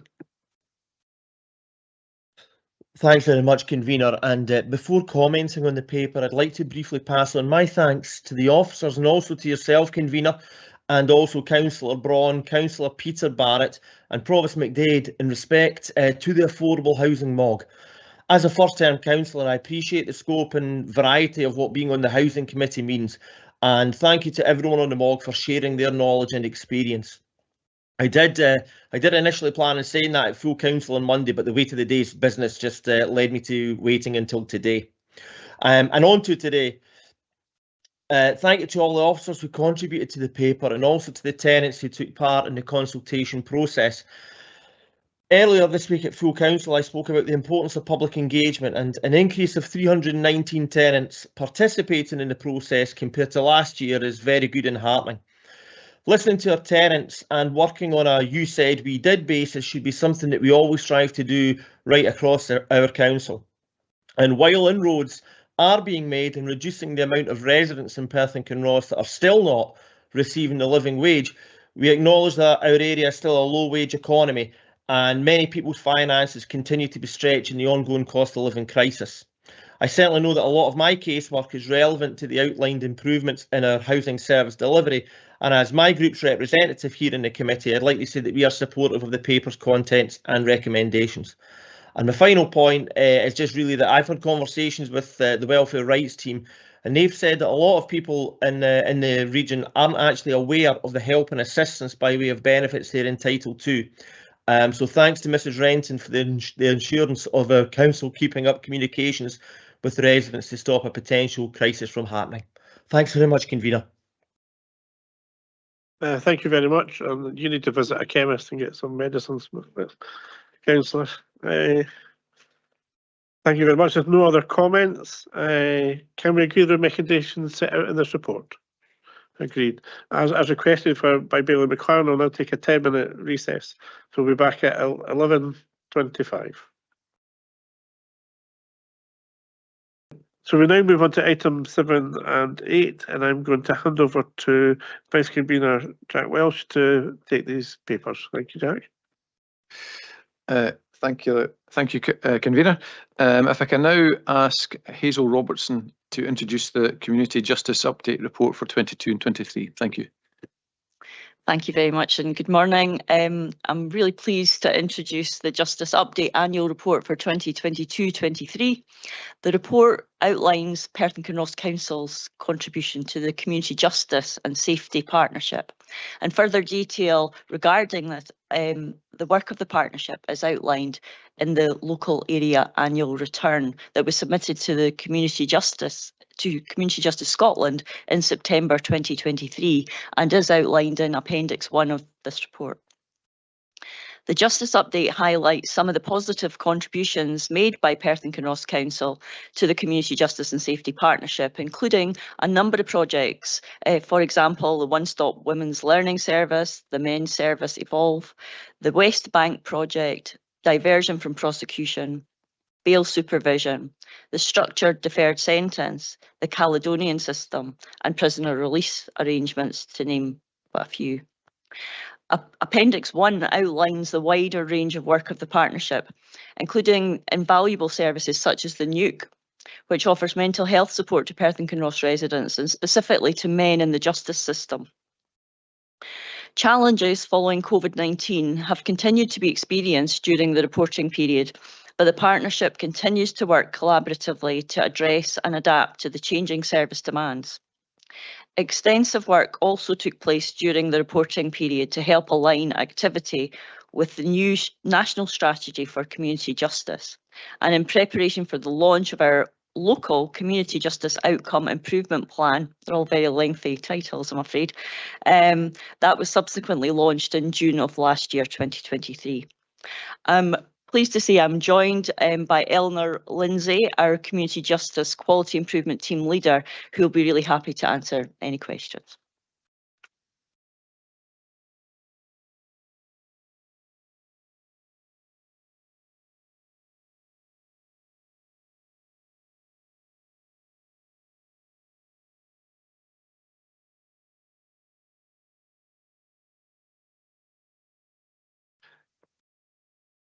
If I can ask members if there are any questions, and I can see that Councillor Angus Forbes. Thanks for that. I've just picked up on page 60, and you referenced it just a little while ago, the Caledonian system, and it's combines a court order programme for men aimed at changing their behaviour with support services for women and children. I'm wondering that this kind of domestic abuse surely isn't always one direction. And I wasn't trying to get a pop band in there.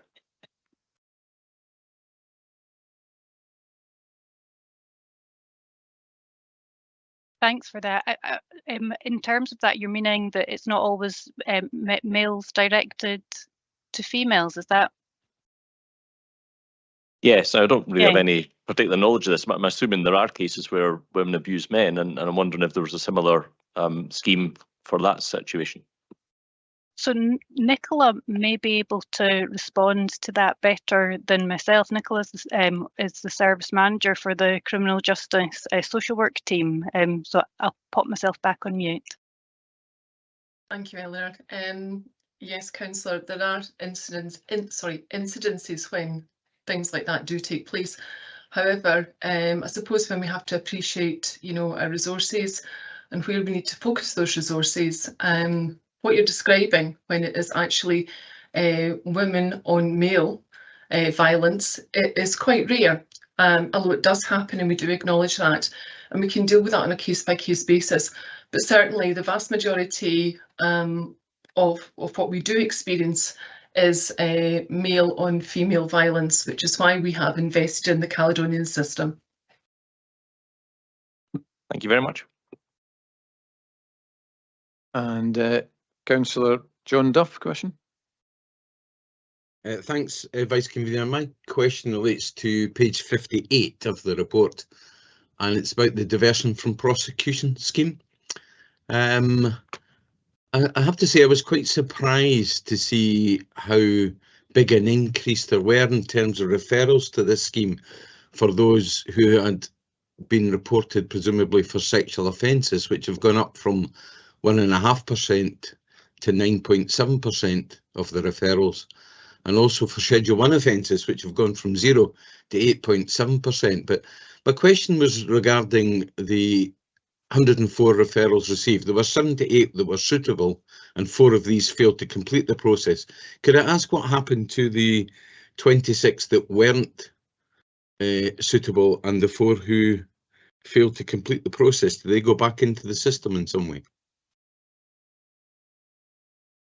Yes, where people aren't suitable for diversion, they're referred back to the Crown Office Procurator Fiscal Service, or again, if they don't complete the diversion, they're referred back to Crown Office Procurator Fiscal Service, who route them, further on the justice journey. Nicola may want to come in on that as well, but I don't know whether I've answered your question fully.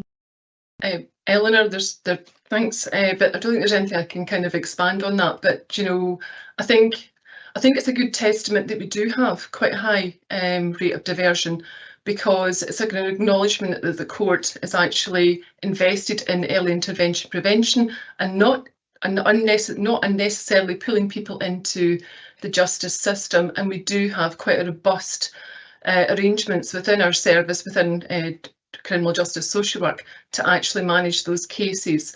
And we're very keen for that to continue, including our bail supervision service. Can I just have a follow-up question, Vice Convener?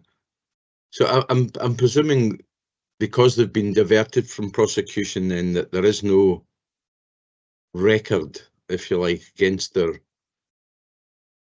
these individuals for that crime. I couldn't answer that specifically, but I do think we are talking about things that are much lower level, and actually are probably better dealt with out with the court system. Obviously, there are people who will not manage that, and they all come into our service at some point in the future.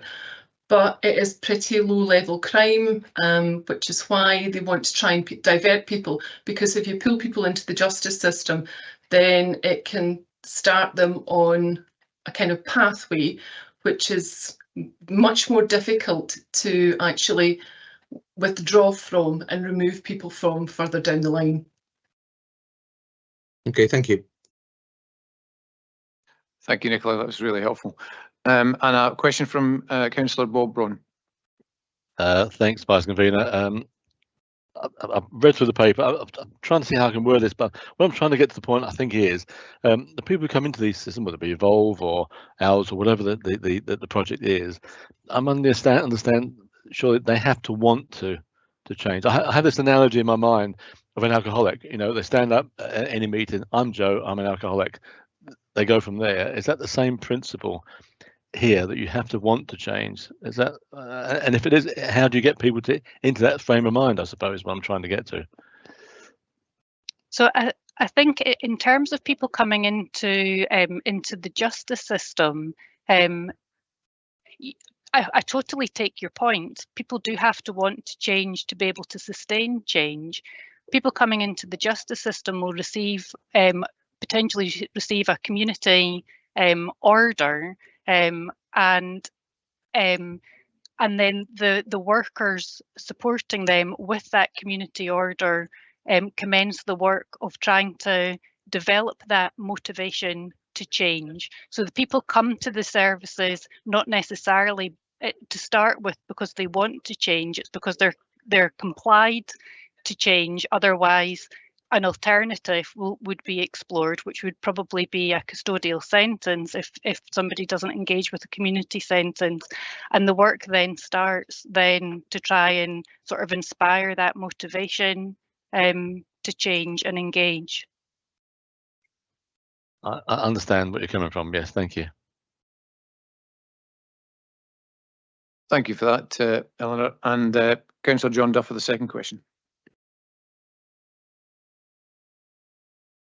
Thanks, Vice Convener. My second question is regarding page 61, and it's about the arrest referral process. If I've read the report correctly, there were some logistical issues with the fact that those being held for court were being held in Dundee and often left Dundee and heading for the court prior to our arrest referral worker managing to get involved. But if I read it right, the last paragraph says that a new local model is being explored where some of the arrests are being held at Perth police station, perhaps, and making it easier for our arrest referral scheme to work. Is that the case? Can you give us an update on whether this is working better? So in terms of the arrest referral model, during the reporting period, when we initially established the arrest referral service, all custodies were being taken to Dundee Bell Street. But during the reporting period, and I think I saw Tom Leonard on the call, he might be able to come in on this as well. But during the reporting period, Barrack Street reopened for processing people who could be processed without needing to be held within court cells, because the court cells at Barrack Street hadn't reopened. So what we've done over that period of time is worked with the police locally to make sure that they're aware of the complex needs coordinator that we have in Perth and Kinross, where all of the arrest referrals would be filtered through anyway. So we've now got a situation where people who don't need to go to Dundee will be processed within Perth and can be made aware of the Complex Needs Coordinator service. The police in Perth can also refer directly in to that service, and the police in Dundee can refer directly into the service. We've actually moved on a little bit since into this new reporting period, where we no longer have the service with positive steps referring people in, because we were recognising that we were missing people just with the timings of how that service worked. And we've been working more closely with the police, referring directly in. And we're also doing a piece of work currently with GOAME, who manage the court cells in Perth Sheriff Court, to also refer in, so that we can have more of a sort of catch-all. And the benefit of that work with GOAME is they're supporting people who have been arrested, but also people who are returning to court from remand. We're hoping to be able to offer some support there as well. It's a movable feast. Thank you, Ellen. And Councillor Forbes, your second question. Thanks for that. I was interested in the West Bank project and the unpaid work team, and I see that the requests for work have gone down since before COVID. So I've got a couple of questions on that, if you don't mind. One of them is, does that mean there's more capacity in the system for more work to be carried out?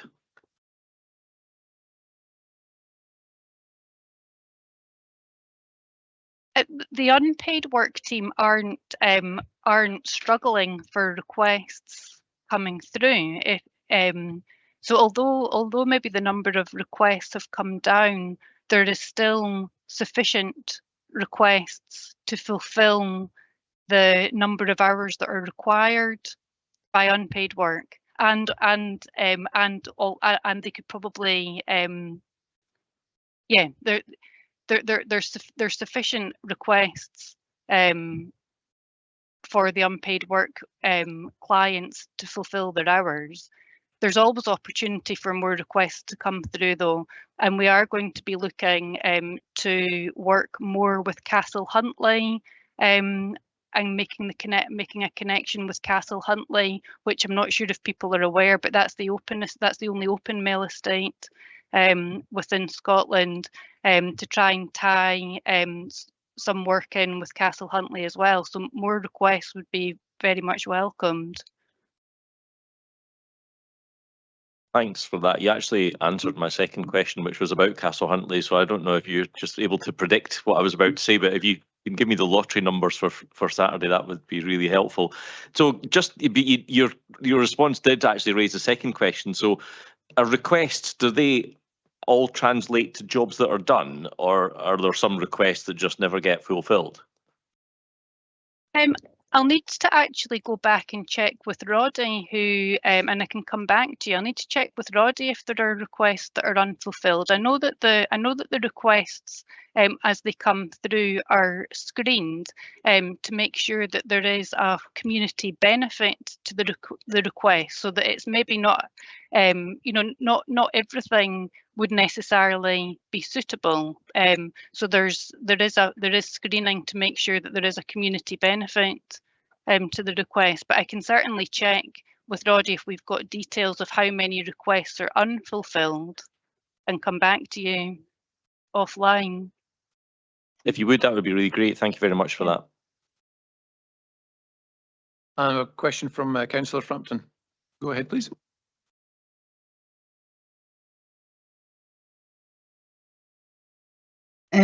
Thank you. I was just wondering, with all the various services that are involved and hoping to reduce the reoffending, do you have statistics of how many reoffend and end up back in the justice system? As this would help measure how effective all of this is working together. I think the reoffending statistics, I think nationally is the area that we're grappling. When I say we, locally is something that we're grappling with, and nationally is that that we're grappling with as well. And I know it's something that Community Justice Scotland are looking at, along with Community Justice Scotland as well. So I think the short answer is no, but it is something that we are all collectively looking at, and I hope that answer will change in the future. Thank you. And I've got a final question from Councillor Frank Smith. Thank you, Vice Convener. My question would be, when somebody gets a community payback, how many of them are actually doing it, and how many have actually not completed it, and what action do you take when they don't complete their community payback? Thank you. Thank you. So in terms of within Perth and Kinross, the completion rates for community payback are very good. And in actual fact, we were invited to deliver a session to the Perth and Kinross sheriffs yesterday about the services that are available within Perth and Kinross. And Roddy was talking about just that good level of completion rates within Perth and Kinross. When somebody doesn't engage, they are referred back to the court, and then it's for the court to determine the next course of action. But on the whole, people tend to follow through on their community payback order. Thank you. I was just thinking, the question was really thinking, someone gets a community payback and comes up with some sort of medical condition. What happens to them then? So again, that's I think that's something that is discussed with the person. I think is potentially followed up with healthcare, and then would ultimately be returned to the court. If somebody's not able to fulfil the community payback order, the court have to be updated, and it's then the court that would decide the next course of action. Thank you very much. Thank you. Thank you for those questions. I will now move the report. The Justice Update provides an outline of Perth and Kinross Council's contribution to the Community Justice and Safety Partnership during the period 22-23. We are asked to note the approach being undertaken by Perth and Kinross Council teams in respect of the Community Justice and Safety Partnership and the contents of the 22-23 annual outcome activity return submitted to the Community Justice Scotland.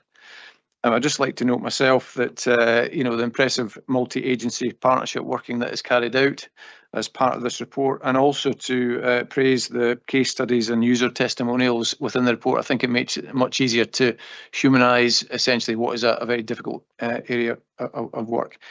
And I'm happy to move that we do so. And can I ask Councillor McEwen to second the report?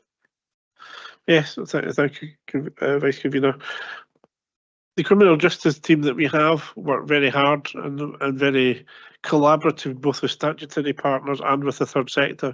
Within this report, you can see 10 different projects and initiatives that go on to try and keep people who have entered into criminality away from it, to change their behaviour, to change the influences, negative influences in their life.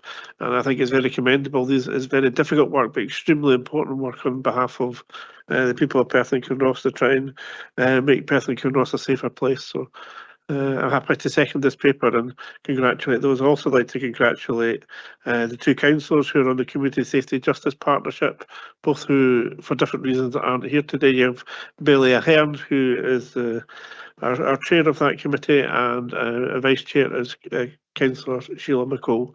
So thank you for their work on that committee as well. Thank you. Thank you, Councillor McEwen. And do members have any comments on the report? I think I can see some comments already. So if I can ask Councillor Bob Braun, please. Thank you. Thanks, Vice Convener. I think many of my colleagues know my views on law and order put me up there to the right of Genghis Khan. And I do believe that the American policy of three strikes and you're out is one that we should adopt. However, that said, anything that can help stop reoffending in any way must be worthwhile. And as previously, this is a comprehensive report on the various services within the umbrella of the Community Justice Partnership. OWLS, Evolve, West Bank Project, diversion from prosecution, to name a few. Of course, there will never be total success with all referrals, but every single success which helps someone back means the effort was worthwhile. The comments, as Vice Commissioner has mentioned, within the report say more than any of us can. And I think they should, the officers who work in this Community Justice Partnership should take pride in the comments that have been made. It's an endorsement of all the work that they do. However, there is one comment which I found very unsettling, and it was from a lady who said, "Darkness is the female curfew." I think this is very disheartening, and it is a worry. And I think, Convener, Vice Convener, we as a council, not just as groups or individuals, but as a council, should do what we can to reverse this. I think it's very disheartening to hear something like that darkness is a female curfew. And I think we should do what we can to make this not the norm. Some ladies on the committee may want to comment on that themselves. But finally, as ever, my thanks to all the officers involved in this report, all who work in the Community Justice Partnership, and of course thanks to Councillor McCall and Billy Ahern, who is the chair of the partnership. I know he is committed to this passionately, and my thanks to them. Thanks, Vice Convener. Thank you, Councillor Braun. And a comment from Councillor Angus Forbes. Thanks for that, Vice Convener. And the Convener mentioned the work we do with the third sector just a little while ago, and I really enjoyed reading that section, which is on page 75, because I think as our budgets are reduced and the work that the councils are expected to do, we're going to rely on the third sector far more than ever. I really like the graphic that's at the top of the page, and I noticed, I think it was Eleanor had it on as our background, but given that just earlier on we had a presentation on water rescue, it does kind of worry me that there's so many people that seem to be in the middle of it needing to be rescued by the mountain rescue team. Thanks. Thank you, Councillor Forbes. And can we note the report? Thank you. Agreed. And thank you. And item 9 is the Tayside MAPA annual report for 2021-22. And can I again ask Hazel Robertson to introduce the report? And this time I won't be looking away when you're talking, Hazel. Thank you. Thanks very much. Yes, this is a continuation of a very similar theme, but at the other end of that. And I'm very happy to introduce the Tayside Multi-Agency Public Protection Arrangements, otherwise known as MAPA, annual report for 22-23. And it's been prepared with contributions from all the statutory partners and provides evidence of the joint MAPA activity, which helps continue a robust service across Tayside. Again, although some challenges continue as we recover from the COVID pandemic, the annual report highlights the collaborative working practices by MAPA partners in Tayside. This is particularly well illustrated this year's report in the case study, which highlights the effective partnership working and communication, all of which is really vital in this process. The Tayside Strategic Oversight Group has also produced a new strategic plan for 2023 to 26, and this has taken cognizance of the learning from the serious case review of Prisoner Z and the subsequent revisions to the MAPA guidance as a consequence of that. As outlined in the plan, the activity for the Strategic Oversight Group will be to have a focus on scrutiny, specifically self-evaluation and auditing, as well as training for all statutory partners and to host events to enhance wider understanding of MAPA amongst the public and other professionals. The annual report demonstrates the strength of the relationships which exist in the MAPA process, and it provides assurance of the robust approach which is taken to public protection, not only in Perth and Kinross, but right across Tayside. And I'm joined by Nicola Rogerson, who you've already heard from this morning, and also Elaine Mackey, although I note, Elaine, you're noticed as Elaine Osborne still on screen, who is the Tayside MAPA coordinator, and both Nicola and Elaine will be happy to take any questions.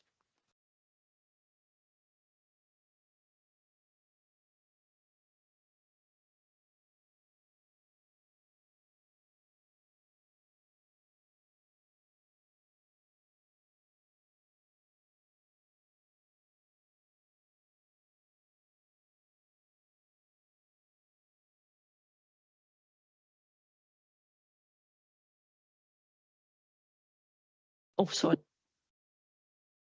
Thanks, Hazel. I'm new to this committee, and this is the first time I've seen this report, so I apologise if this is a question that I should maybe know the answer to. But I'm on page 108, and I'm at section 5.1, and it references that some cases were managed by police and some were managed by Perth and Kinross. I wondered what the distinction was between the two and why some and not the other.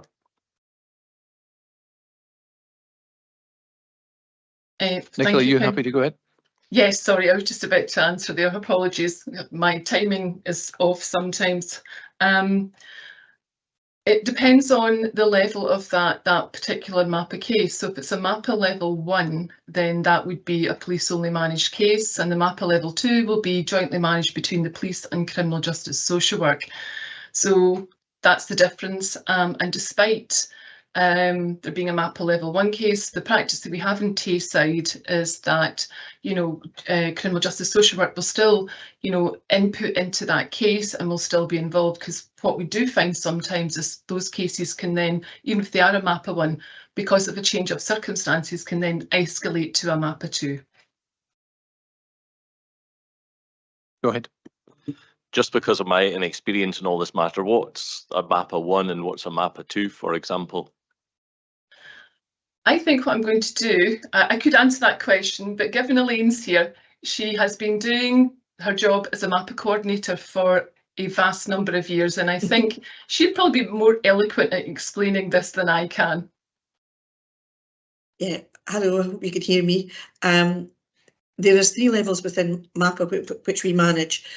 Predominantly, the offenders that are managed at level 1 are those that are low or medium risk of causing serious harm. That's where the majority of our numbers remain at. Predominantly, they are police managed only because the period of licence or CPO has completed. Level 2 is where there is joint management and they are deemed to be of more higher risk. That is where the resources were more resource intensive and there's more information sharing required for these individuals. We have approximately 20 people at level 2 across Tayside at the moment. Thanks for that reply. Do we have any more questions from councillors at all?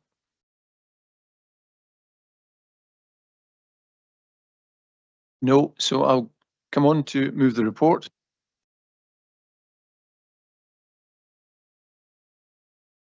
The Tayside MAPA annual report provides details of the management of offenders across Tayside for the period 22-23, including those with a Perth and Kinross address.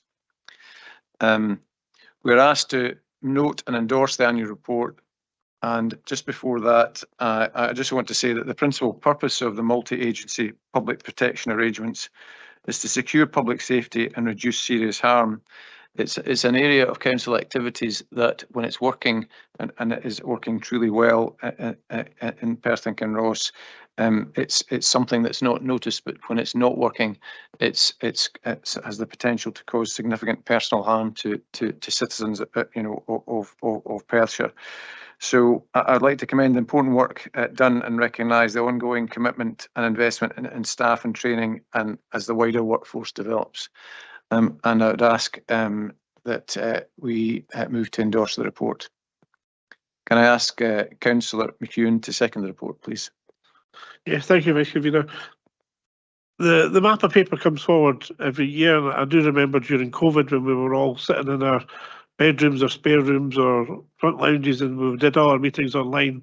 Councillor Braun was the convener of the committee at that point, and one of the main strengths of MAPA, the public protection, is this communication between different organisations and the ability to work together to keep people safe. And we asked the question of, how are you going to do that now? It's COVID and everybody's locked down and everybody can't meet each other, etc., etc. And they developed new ways of meeting, just like we did when they met online, etc., etc.